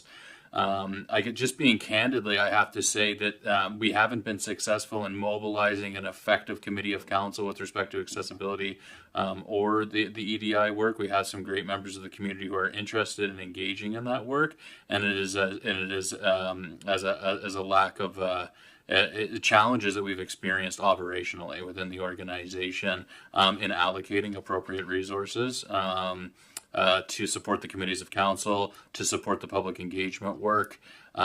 transparently, we have requested the other side of the coin, that is a requirement that we submit an equity, diversity, and inclusion action plan of dismantling discrimination and hate, and the role that the municipality plays in that. That work is well underway. Our former municipal clerk, Pam Lovelace, was supporting that work, and she had previously presented to council with respect to that progress of that work. With Pam's departure, that was a disruption operationally in advancing that work. We're continuing that work. We've spoken with to the province. Just with our commitments to advance that work is a little bit delayed. All that to say, it is really well represented in the priorities of this council and the strategic priorities of this council. We do need to find a way to ensure that Queens is inclusive, accessible, welcoming to all residents. It's going to be important work of this council. It should always be important work of the municipality. I know in speaking with my colleagues here on this council, it is an important priority for us. So we need to find ways to ensure the effective implementation of this plan. Accessibility is about more than just built environment, and I think we all know that. But we need to commit to for sure. It needs to be interwoven throughout the fabric of the organization. But I think we all know too that if it's not a core responsibility or duty of someone's work, that it is liable to fall off. It's liable to, if it's sitting on the side of someone's desk, to fall off the desk. And I know, given the relationship and the discourse that I've shared with this council, and as part of our strategic priority setting, it's really, really important that we support a welcoming, inclusive, accessible environment for everybody here in Queens. So we need to do better on it. I'll just say that. That's I know that sentiment enjoys the support of council. I know it enjoys the support of the organization and the staff as well. And so we're gonna seek to find ways to ensure that we advance that work. But I thank you. I thank you for your work in preparing this living, breathing document. It's always gonna be that, and this is a meaningful step in the right direction with respect to our commitments. We need to make sure we honor the commitments. And, but thanks very much, Elise. But I guess for the actual task at hand here, I'll open it up. Is there any further discussion from council before I look for a motion? Councillor Fancy, I'll recognize you. Yes, Elise, you do a wonderful job. There's no question about it.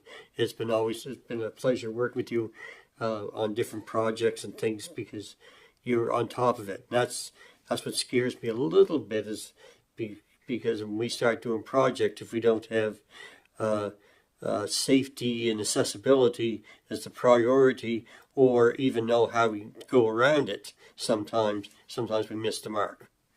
And it's a concern without having someone out in the forefront, rather than to say, okay, well, we see after, well, how do we do this? And we go to Elise and say, hey, Elise, what do we do over here? It would be nice to have the person in the forefront, but I guess we do what we can do. And I think to tie it back to what Mr. Zena was sharing with us, and the call, the stark call for action with respect to community well-being, from a position of intersectionality in the way that people experience this world, ableism and the extent to which you can navigate the external environment based on your ability is a huge element and a huge consideration that we need to attend to with respect to community well-being. So it is a call to action. It's something that we need to ensure that we do what we can with. Go ahead. I can add that over the years, a lot of resources have been developed to support municipalities, many of whom don't have dedicated roles. So through AMANS in particular, there are leads. There is now even free training online, self-paced, in-person, virtual, and every category of accessibility has a standards development committee creating new standards.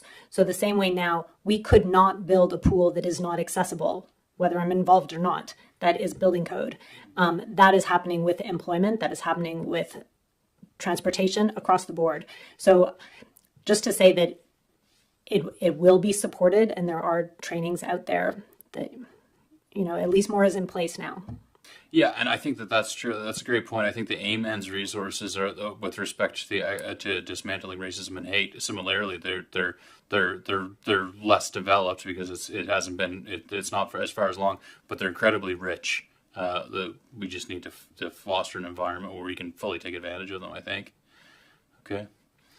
Great. Can I look for a motion that the council receive the report titled Updated Municipal Accessibility Plan for Information, and that the council approve the document Municipal Accessibility Plan 2025-2030 as attached? Moved by Councillor Carver, seconded by Councillor Marrow. Any further discussion or debate on the motion? Go ahead, Councillor Marrow. And we do have a call out in case anybody would like to join the accessibility committee. You can reach out to me, Elise, or Scott. Thank you. Yeah, good point. Anything further? All those in favor? Motion carried. Thank you, Elise. Council. Going to call for a brief recess before we move on to new business. If we could reconvene at 7:45 sharp, please. Thank you.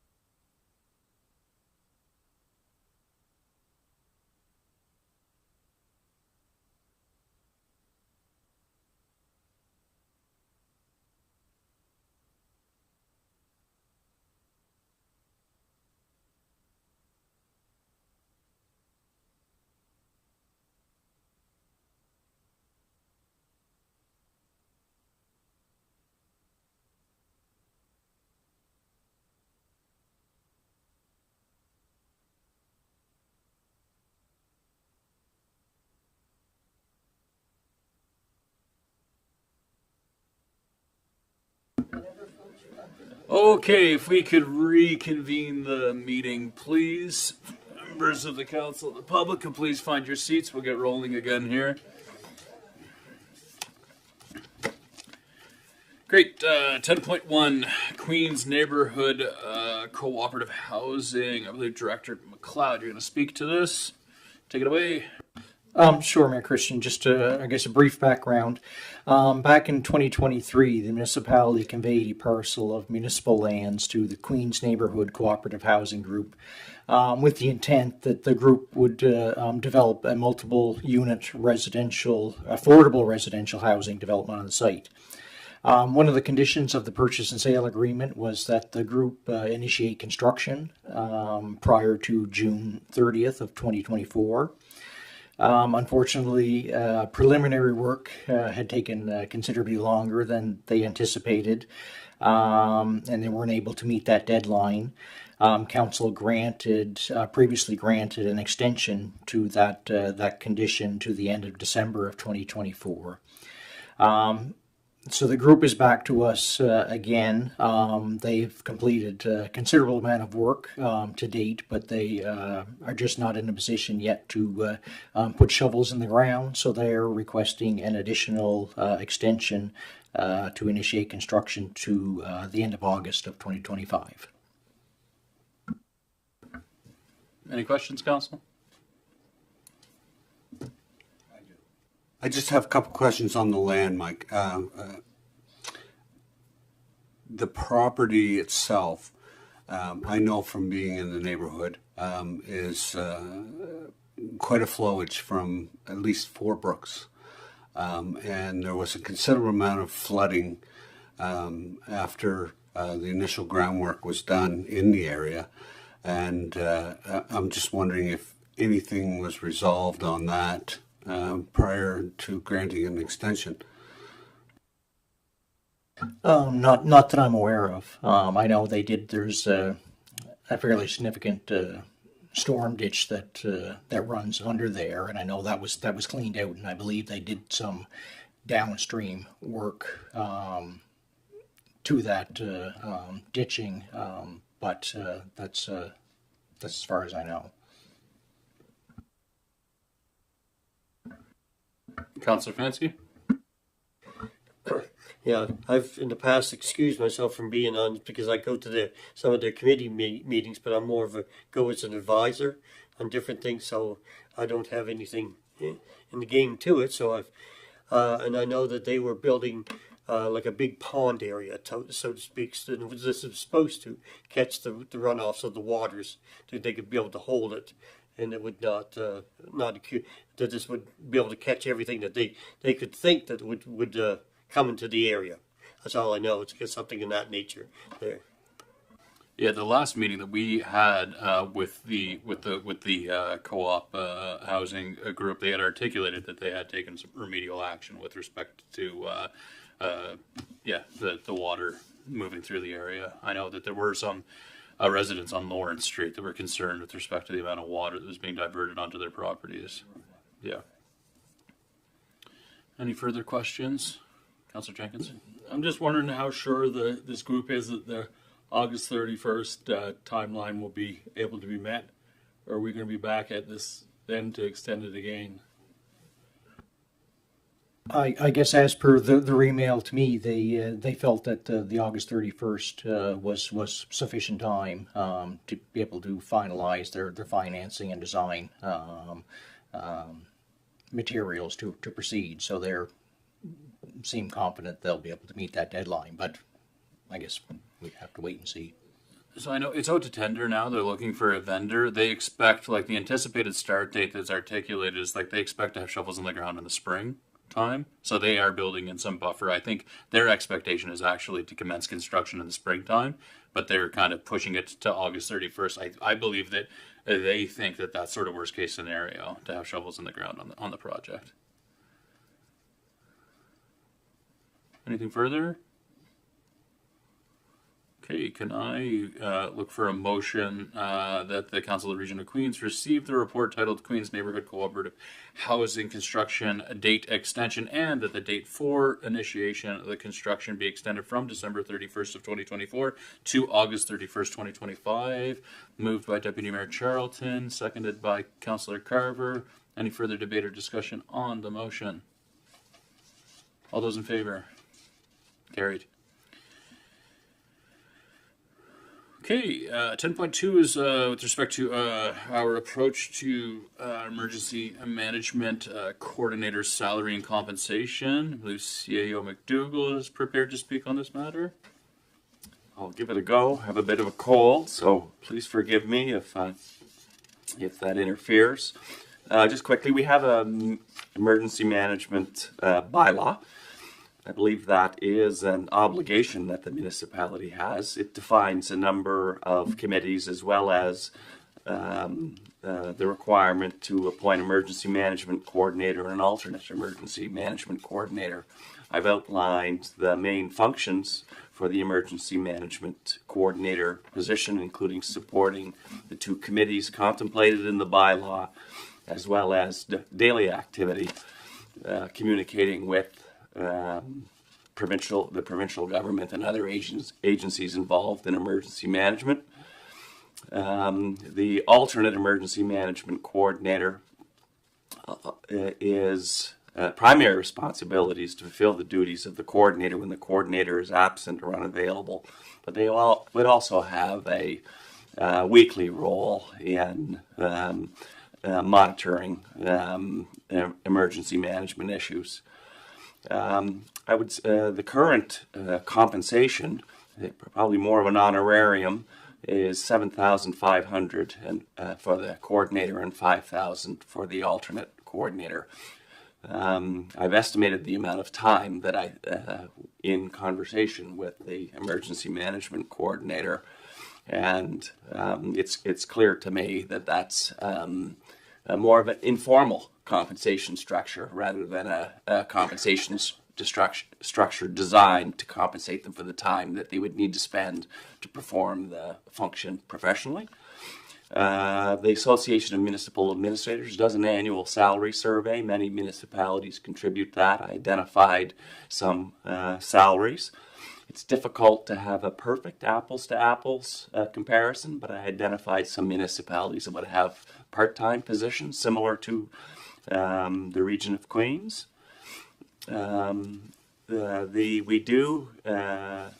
We recently had a full-time protective services coordinator. That was a secondment position. That position is currently vacant.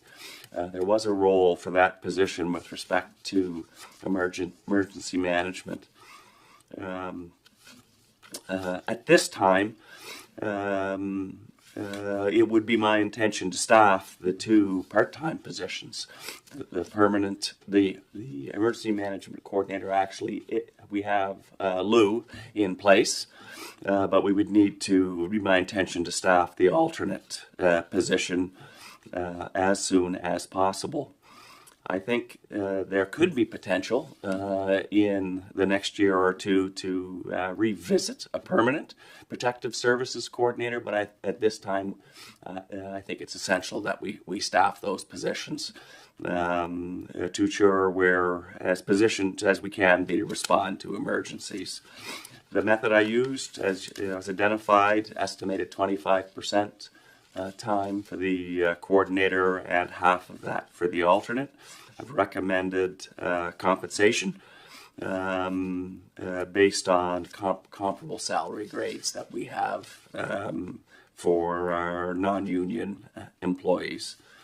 I've also identified the need or recommendation that the CAO should be authorized to pay hourly compensation over and above the annual in the event of a significant emergency. So if you think about the circumstance in Shelburne County or Halifax with those wildfires, there would have been significant time spent by the emergency management coordinator supporting the response to that. So I think that would be in order as well. So I think that covers it. Be happy to answer any questions. Thank you. I think this is more than fair and long overdue to be addressed. I'm just wondering, in regards to the CAO's comments about hourly compensation, and also it mentions in here the adjustment for inflation or CPI annually. Would that need to be reflected in the first motion to ensure that that does take place, or are you comfortable with the motion option number 1 the way that it is? Thank you. Yeah, thank you. Great, great point. I think it would be helpful to include those two items in the motion. Yeah.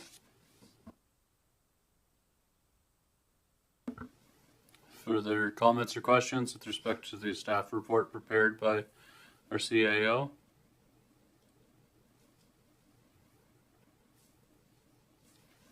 Okay, I'll try my hand at a motion that the Council of the Region of Queens Municipality receive the report titled Emergency Management Coordinator Salary Compensation and approve the 2025-2026 compensation for the Emergency Management Coordinator at a compensation of $19,375 and the alternate at $9,686 to be adjusted for inflation and CPI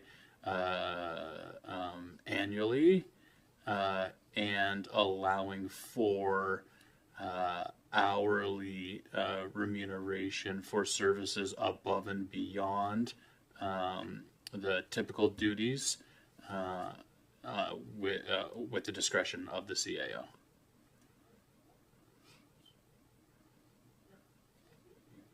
Can I get a move by Councillor Carver, seconded by Jenkins? Any further discussion or debate? I think it's really good. I think we need to do better as it relates to emergency management. Makes sense to resource this effectively and appropriately. All those in favor? Carried. Thanks, Dan. Okay. So on to the conferences. This is also a report prepared by CAO McDougall on the NSFM and CFM conferences and council member attendance therein. I'll take that one. Okay, thank you, Mayor Christian. So there's two upcoming conferences, the Nova Scotia Federation of Municipalities Spring Conference and the Federation of Canadian Municipalities Annual. Council, you have two policies with respect to the process to approve attendance. As I read the policies, attendance by council members at conferences requires the approval of council. So that would apply for both of these. With respect to the FCM, there's some guidance on the number of councillors to attend annually. Provides that the mayor and for the FCM, the mayor and 2 members of council shall be eligible to attend the FCM conference. And if the mayor is not able or available to attend, then the deputy mayor shall be eligible to attend in the mayor's stead. I think that's the important point in the policy. I've estimated the costs for the 2 conferences. As is typical for conferences, there's early bird pricing if you register early. You'll see that I'm recommending that this evening you do approve those members of council to attend the NSFM conference. You may wish to do the same for the FCM, or you may wish to wait potentially for the budget process for the FCM, but it would also be in order to approve attendance at the FCM conference. I think that's it. Thank you very much. Thanks, CAO McDougall. Any questions? I do. Yeah, What is the process here if we agree that we pass this resolution that we attend both these conferences, and then how do we choose? Do we do that in camera or off-site? I think we could do it. I think we could do it in public session. Do you do it with the motion, or do you wait till the next meeting? Yeah, thanks, Councillor Wenzel. My preference would be that we discuss it as a council and determine if we who would like to attend.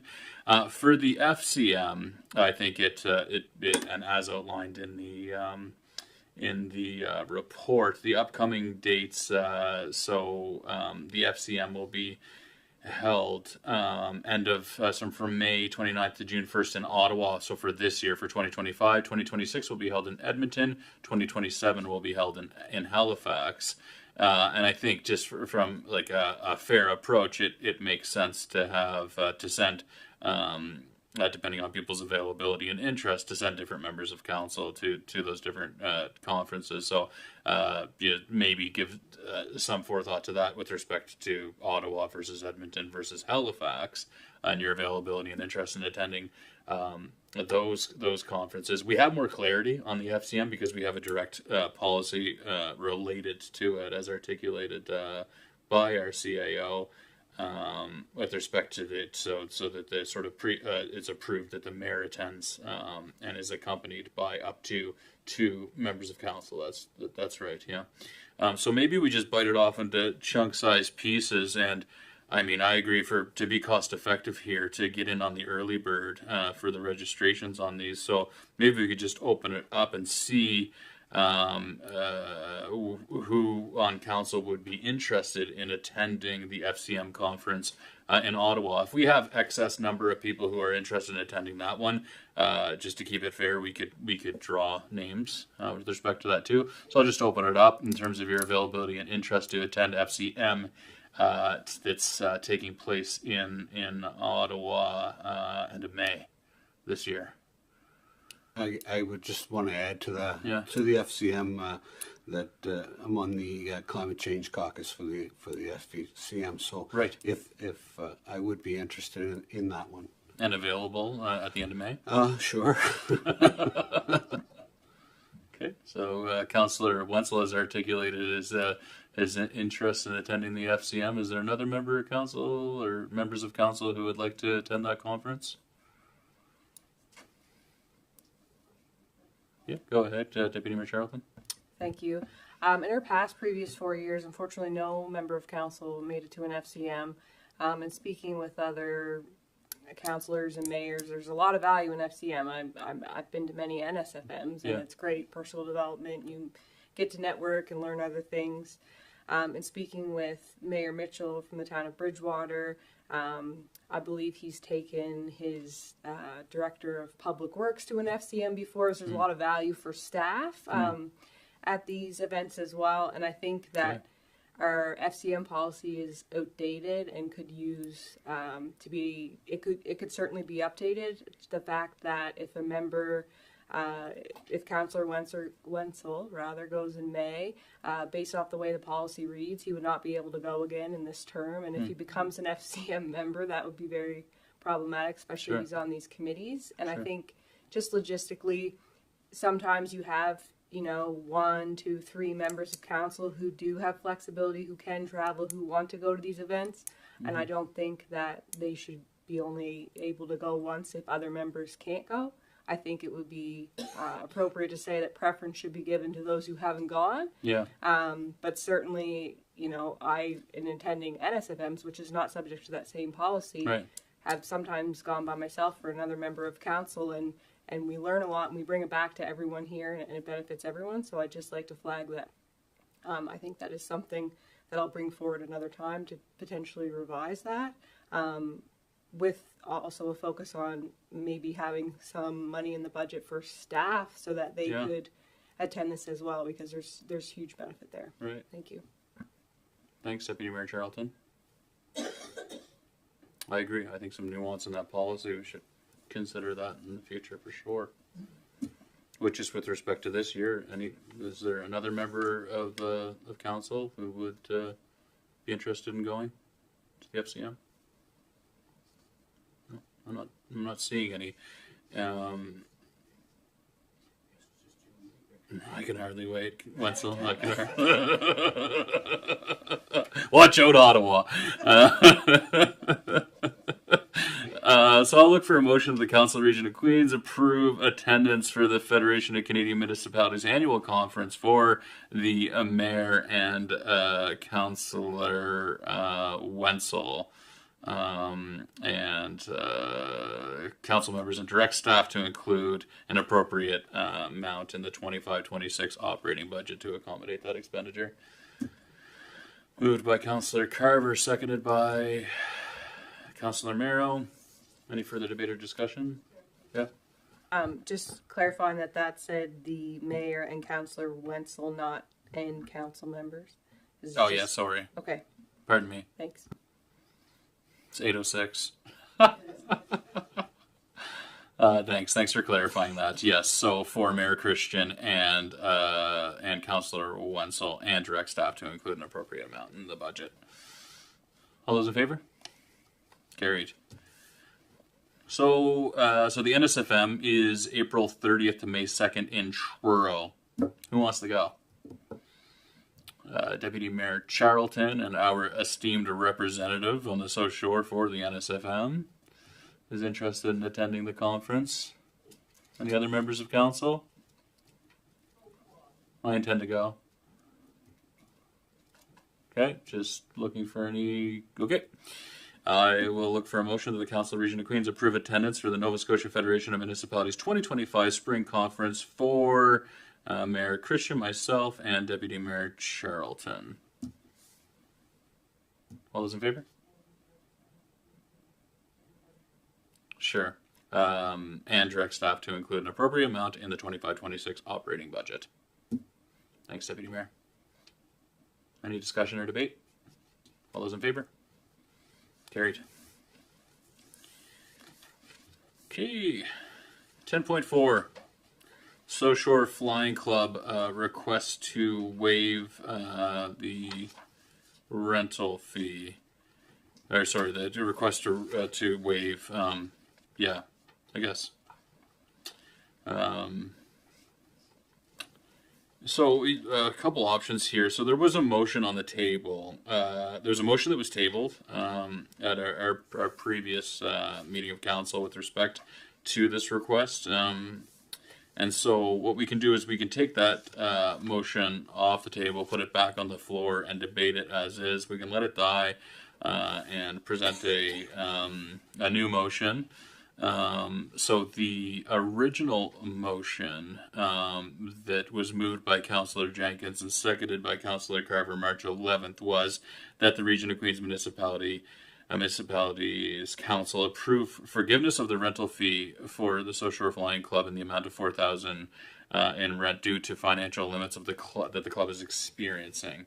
And so when that motion was put on the floor, it was sequentially, or it ended up being tabled as members of the council felt that it would be advantageous for us to obtain more information with respect to this request and the financial status of the flying club. And so a report was prepared and some correspondence was received from various parties with respect to this conversation. So I want to, I think it is appropriate that we take that original motion off the table, put it back on the floor for debate and discussion, if that makes sense to the council at this time. Is that okay? Okay. So, so let's open it up for discussion. I'll go first. Okay. Councillor Wenzel, I recognize you. Well, I just, myself, sitting here listening to presentations from different food bank issues and poverty issues and affordable housing issues. I'm not in a position to grant or put my name forward to agree to granting rental for a small club that clearly able to fund themselves. Councillor Jenkins? There's many reasons why we should consider funding this request, and it's not just the fact that it's a club. It's a group of people that maintain the property that's owned by the Region of Queens, and any benefits and any money they spend is an asset to the Region of Queens. They put a new roof on the terminal building. They've changed the heating system at their expense. They've added a ramp walkway up into the building. They also have put a CCTV in there so they can keep track on the building and the fuel delivery system. They also have 3 members that are on call to go to the airport if there's any problems or to supply fuel. The club is more than just a club. They're stewards of the airport. Years in the past, this region used to pay somebody thousands of dollars a year to sit at the airport just in case there was a plane come in. They paid thousands of dollars for upkeep to cut back the bushes so it was a viable airport. This club on their own has spent money and gotten donations from companies to improve the instrument flying approaches to the airport, which maintains it as an airport. They've also worked with the windmill companies to move the windmills so that the airport is not blocked off by these windmills. So we still have a viable airport. It is a club, sure, but it's also an asset that this region should be looking at seriously, and it's also an asset that we pay very little to maintain. Everything else there is done by the club at their expense. Sure, they have $15,000 in the bank. That's fantastic. But in a few short weeks, they have a $6,500 fuel bill. Just after that, they have over $6,000 in an insurance policy. They now this year are going to have to pay for their own internet. So there's a safe phone there, and they have communications as well for selling fuel and whatnot. In the past, that was donated. In this year coming, it has to be paid for by the associate or the club. They also are going to try to celebrate their 50th anniversary of the airport this year, which will cost money. Sure, they have $15,000, but how long will that go when you have to start your club with 3 items that are going to closely use up that $15,000 with not knowing what the summer's going to bring? I just feel that we're not giving them credit for the time that they've spent at that airport, making sure it's safe to land an airplane, keeping it as an airport so if we ever have an emergency in Western Nova Scotia, we need a place to put a plane down or pick people up, we have it. I think it's a disservice to them by letting it go as a $4,000 freebie. It's not. If we had to pay somebody to do that, like in the past, it would cost us $20,000, $30,000, $40,000. And how many times would region staff have to go out there if there wasn't somebody there keeping an eye on it to make sure everything was all right? That's all I have to say. I hope you give it the benefit of a group of people that are maintaining the region's property and keeping it as an airport as it was designed, as it was built by the people of Queens County.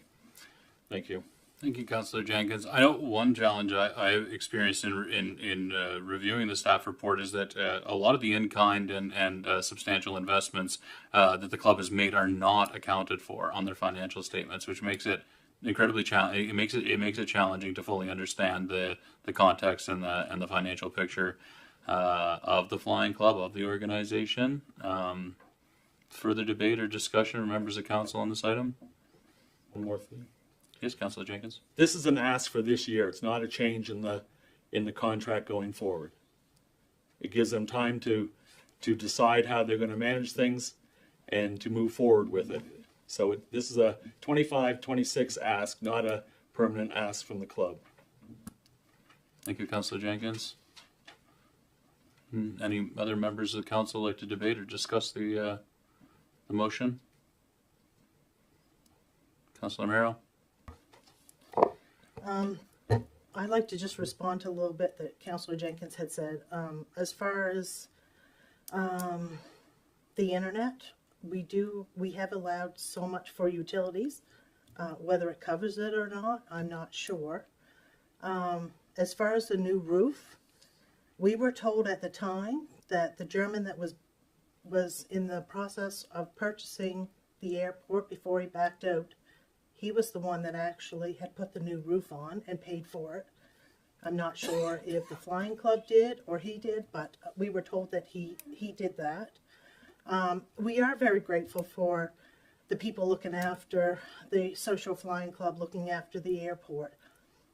But they do have $15,000 to start out with, and they do have a whole year ahead of them to do fundraising. I noticed they had spent in the last 2 years $3,300 for clothing expenses, and they put a new sign out, which is gorgeous. That was $1,200. Those won't be coming up in the expenses. I presume it wouldn't be for the next year. You know, we do still, the region still has to pay expenses for the airport. We have to pay insurance, utilities, so on and so on. And I'm sorry, but I don't want to give one thing to one organization at the airport and not something to the other organization. I think it's only fair if you're going to give the rent free or whatever for the year to one organization, you give it to both. They both do a fair amount of work out there as far as upkeep and maintenance, and if one deserves free rent, the other one deserves free rent, as far as I'm concerned. For context, Councilor Romero, do you know what we're charging the Drag Racers Club for rent? $9,000. $9,000. Mm-hmm. Councilor Fancy? Yes, to further Councilor Mero's comments, we did this. We started this back a couple years ago, anyway, and we had a contract that we've done over at least a couple times to try to make it accommodate people, and we finally came to numbers that both of them agreed upon. And we agreed upon a 20-year contract for each one of them. We are losing a lot of money on these contracts. It's a cost. It's a big cost for us, but we're doing it for the community. So if we go and say that we're going to say that that $4,000 we're going to forgive it this year, I wouldn't think it would go over well with the other group. Because we had a big meeting with everybody was here, and they were very upset about it at the time, about what was going on. So we came to an agreement, and I think we have to stay with our agreement, because this isn't much when you really think of it. They have avenues of fuel sales and hangar rentals, and there's other things we've allowed them to be able to make some money at, and it's like with any group, you're going to have, if you want it, you're going to have to do what you need to do. And I hate to say it that way, but I know the one thing I've had some phone calls already, and so it's just, we don't want to have one group against the other. That's why we signed this 20-year lease, so everybody would understand where they are, and I think we have to honor it. Further discussion or debate, Council? Deputy Mayor Charlton? Thank you. It's my recollection that when we were doing these lease agreements, we did recognize that the Social Flying Club provided a service, and we're stewards of the airport, and their rent that they were charged as half of the Drag Racer Association, which reflected that, recognizing that they also had less revenue opportunities than the drag racers. But on the comment about the revenue, they do make revenue off of their fuel. I did not realize that their members get a discounted fuel rate until just recently. And in saying that, you need to be a member to get the fuel discount. And when you look at their memberships, there are 34 of them for 2024 with a total of $850, and their memberships would be $25 per person. And they were also told by our former mayor and council in the previous term that they were expected to increase their revenues. They asked for different opportunities with hangar rentals and things like that. So based off of those comments, and there is an opportunity to increase revenue, I think Councillor Romero's points are fair about the clothing. I wouldn't expect those annually. They do seem high. It was mentioned that maybe they are selling clothing, but I'm not noticing clothing revenue in their revenue section, so I'm uncertain about that. But their membership fees are really low. And when you look at the report from Director Vino, last year we allocated $70,950 to the airport. We do have some maintenance fees; they are low, but they are there. And utilities, as Councillor Miro mentioned, and the money that we get from both the drag racers and the South Shore Flying Club for rent goes into the runway replacement reserve. It doesn't go into our general operating. We put it specifically to that airport. Last year there was a jet fuel distribution system reserve of $50,000 in hopes to talk to the province about maybe some improvements there in a partnership. Councillor Brown at the time had mentioned about a new EHS helicopter rather. So we certainly do have expenses there. Yes, they are stewards of the airport. I certainly agree with that. But also we are going into this budget process right now completely blind. We don't know what our bottom line is. We don't know what things we really have to do from senior management that are going to come forward. I think, it's probably fair to say that there will be some surprises there. We know we have huge infrastructure challenges with sewer and water and all of these things. And when I think about our strategic priorities, it was mentioned by the mayor earlier about food insecurity was one of them. I feel like that would be an easy one to resignate, assisting the food bank with the rent and those priorities, but I don't necessarily feel the same way with this ask at this time. So I'm having a hard time with the fact that the revenues and fundraising opportunities that were mentioned previously when these lease agreements were done have not increased. There's not been an uptake of fundraising, and the membership fees remain incredibly low. Thank you.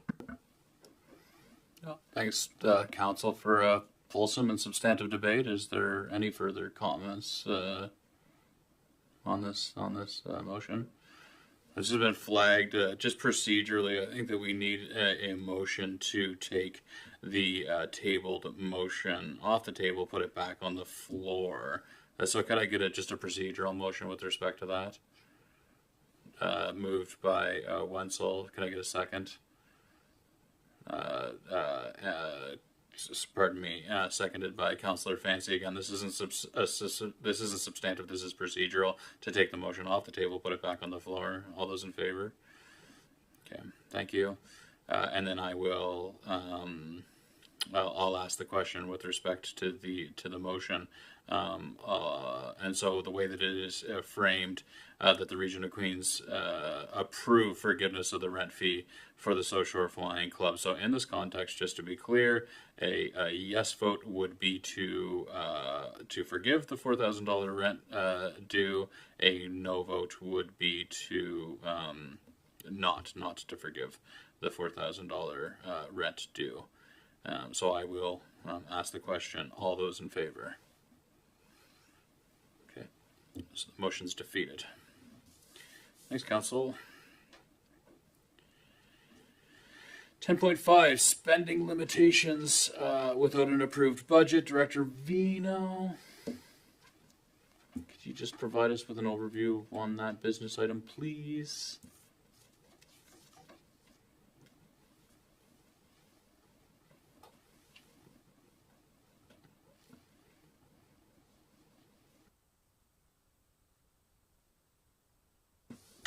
Sorry, I didn't print that one off. Forgot. So as you all are aware, the chances of us passing a budget by the end of March are, yeah, that'd be great. Thank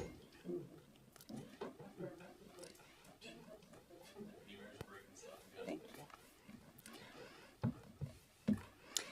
So as you all are aware, the chance of us passing a budget by the end of March, pretty slim.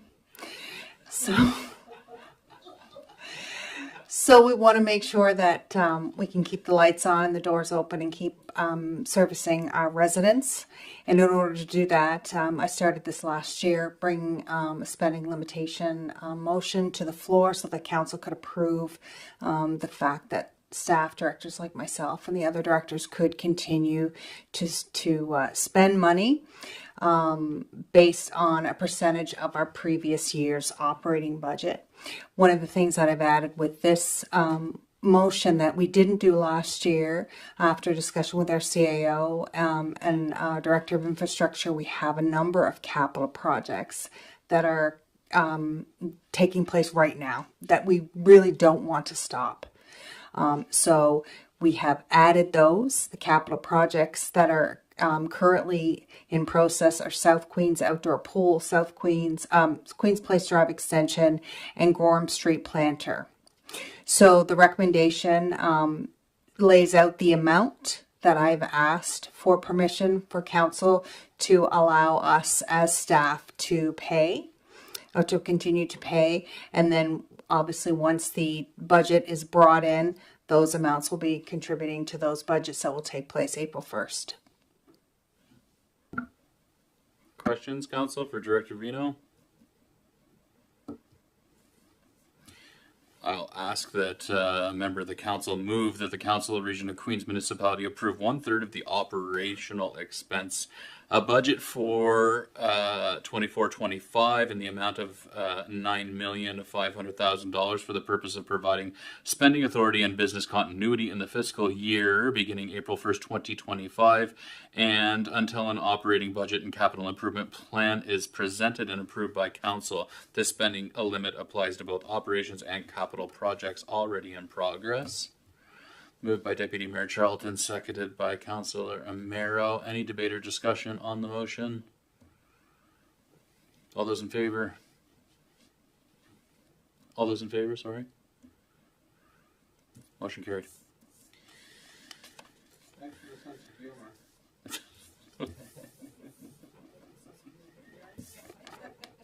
Okay, I'm just going to take this time to present a bit of a mayor's report. I am going to this mayor's report is going to capture the last kind of month because I was dying last council meeting and didn't prepare something. And so just a couple highlights for us. I'm not sure if we spoke to this. The new location for where the library is for the time being was opened. Has received really good feedback from, I think it was characterized by the CEO of the South Shore Library System as a really great space, maybe not in the ideal location, but a really great space. I had the opportunity to get in there with members of my family, and it is an incredible space. I've spoken to David, our head librarian here. He's just he's like in a state of euphoria, a constant state of euphoria with respect to the programming space that's available there. And I love, he says a phrase instead of, it's kind of an adaptation of, we're here to help, we're here to host. And so really positioning the library as a community hub where they can host lots of different forms of programming and community events. So it's an incredible addition, asset to our community here in the Liverpool area. March 12th, we convened an ad hoc working group to explore the creation of road trail for trail to trail and trail to service connectivity. So that was launched and includes member of the ATV Association and the Rails to Trails Association locally. Meaningful progress toward the exploration of this initial phase that would connect Bog Road and the west end of Liverpool to the Hank Snow Museum via the Trestle Trail and road trail connectivity has been advanced. Big thanks to our staff for advancing this piece of work and for the contributions, really meaningful contributions from members of council and members of the community on that project. March 19th, there was an event called Queen's Connection. It was organized and hosted by Nova Scotia Health Promotion. I believe is actually one of the events that Ms. Drazina was speaking to in terms of exploring the opportunity here, the range of social services and support groups in Queens, and advancing that discussion about how we improve how we work together to magnify that social impact with respect to community well-being. It was really, really, I thought it was an exciting, meaningful use of the better part of an afternoon over at Queen's Place. I was very pleased just to see the energy and the commitment and resilience of all the various actors who are, they're showing up in really big ways to try to advance community well-being. And And so a big thanks to everybody who was involved in that event.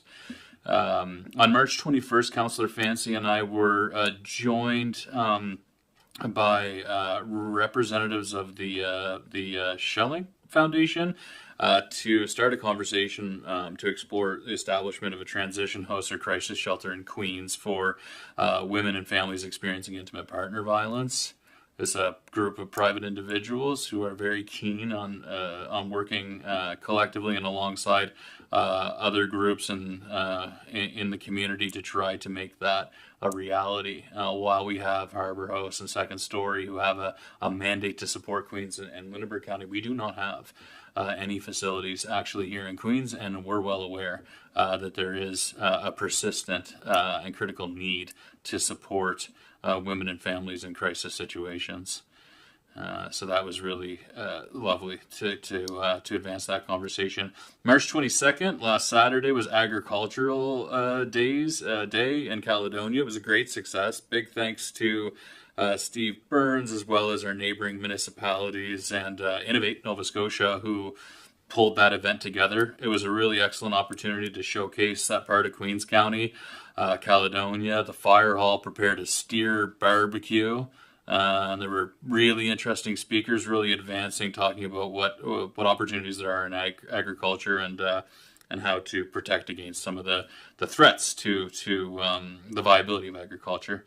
And so it was really great. It's been a long time since that. So that event encapsulates all of Southwest Nova Scotia, and it's been a long time since the last time it was hosted in Queens. And the feedback that was received is that it was received as one of the better events in recent history by the various members of the farming community who were in attendance. So that was really great to participate in. And I shared with the council too. There's some feedback of residents in Queens who are engaged in the agricultural community, engaged in micro farming and homesteading. Some feedback with respect to our land use bylaws as it relates to the number of permitted numbers of livestock, and I think it would benefit us to examine those bylaws and think about what that looks like, just on balance between land use and nuisance to neighbors versus local food production, and attending to a bit of a food desert that we're experiencing here, and challenges with food security that we know increasingly have a huge amount of evidence emerging with respect to the challenges that exist therein. The South Queens Chamber of Commerce has their AGM tomorrow. Several members of this council will be present. It's always I'm told it's an excellent opportunity to connect with local businesses. I never get to go because my wife is the president of that organization. I'm always staying at home with the kids, but tomorrow I'm going, damn it. So in my capacity as the mayor, looking forward to how we can work on shared priorities with our business community and try to drive some economic activity in South Queens. Budget deliberations, as has been alluded to, will not commence April 1st, as was previously discussed at this council, in this council chambers, due to some unexpected operational delays. We will ensure and work to provide as much notice as possible to members of the community to make that as transparent and an engaging process as possible. We're up again. It's going to be a rush process. It's not ideal. It's not exactly how we would like for it to look.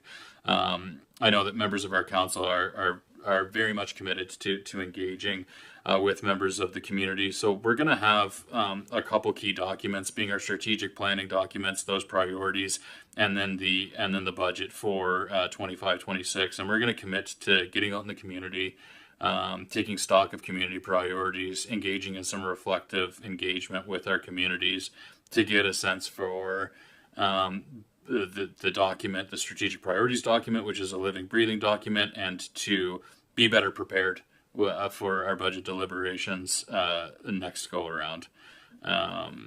It has been a challenge. The organization has gone through significant churn within the senior management levels, and we're seeking to improve the organization, the functions in the organization, to ensure that we can govern in ways that are accountable and transparent and engaging for our residents. That's as much as I'll say on that. The search for a new CAO love Dan, but he wants to be golfing in May. So we are searching for our next permanent CAO as well as a dedicated HR manager. Both competitions are well underway. We're very pleased with the volume and caliber of applicants that we've received. And so that's going to be meaningful in terms of standing up and investing in the organization so that we can, meet the needs, the current needs of the community and the demands of municipal and local government and governance. And then lastly, I'll just say, which is really exciting, we've had a lot of really great, talented new folks join our organization over the last little while, and I'll just highlight that we have a term position in the finance clerk role. Aaron Hurdle has stepped in and is performing incredibly well in that. Amanda Conrad is replacing Wanda as the utility clerk, and we're celebrating Wanda's retirement from the organization after her long tenure. She's been here since it was the town of Liverpool. So congratulations to Wanda on her retirement, and a big welcome to Amanda Conrad for stepping in as the utility clerk. We also have been joined, we have a new physically active lifestyle coordinator in Morgan McDonald, and he's already putting in really great work on that file. Recently announced also an environmental services manager, Ron St. Croix. And just this week, Kate Wong, who's here and is going to be moving toward duties as our recording secretary and as an administrative assistant, and a support role that I'm really, really pleased to have at the council's disposal. As I welcome Kate Wong to the organization as well. So that's it for my remarks. Any comments, questions, concerns on my mayor's report? I apologize for the length of it. I'm trying to catch up. You neglected to tell us about the grand opening of the library. The grand opening of the library, that will take place on the 5th at 10 o'clock. 10 o'clock. The grand opening, there's going to be a little bit of a ribbon cutting or something like that. 10 o'clock on the 5th of April. At over here at the I don't know, we call it the call center. I don't know. At the library at the building here henceforth known as the library. Okay. Yeah, the interim. Okay, great, thank you. Any other questions on my report? Okay. Business from members of council. Deputy Mayor Charlton wanted to speak to a business item with respect to our waiving of the walking track fees at the Queen's Place Mayor Center.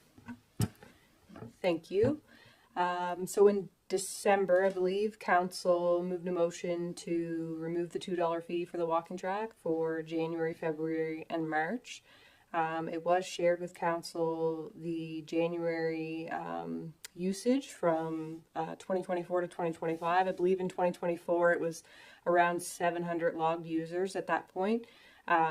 For January 2025 it was about 1,500, recognizing that there could be more than that because it's free. People are just asked to log in and log out, so it's not as trackable, I guess, in one sense. We haven't been provided any additional information yet for February or March. I would assume that February probably had an even better success rate, given that it was a sheet of ice for the whole month. But I think that this initiative was really well received. Lots of users using it, great conversation in the community about it, from a point of families who are at the rink with other children on the ice, that their kids can use a walking track or they can use the walking track without having a cost has been well received. It's less cumbersome on our staff trying to manage that as well, who's paid to use it, who hasn't. I feel like removing this long term, permanently would make a lot of sense, but I also recognize that we did ask for some information back in December at the end of this, data collection on numbers of participants, historic data on the walking track, expected financial and operational impacts, etc., that we haven't yet received. But I think it would be appropriate at this time to extend that, and I'm putting a motion forward second. That the Council of the Region of Queens Municipality directs staff to remove the $2 fee and continue to promote the fact that the walking track is free to use from April 1st to June 30th, and while we wait for the report. Thank you. A second to the motion? Seconded by Councillor Merrill. Debate or discussion? Councillor Merrill? I've had amazing feedback on not charging the fee for the walking track, and I think it's a barrier to some families, maybe one or two, maybe a whole family want to use the walking track, but it breaks a barrier that I think it is very important, and I'm definitely in favor of this. Thank you. Thank you, Councillor Merrill. Members, any other members of council? All those in favor? Carried. Okay, great. If there are no objections, I now ask that we move into closed session. Any objections? Okay. Move into closed session.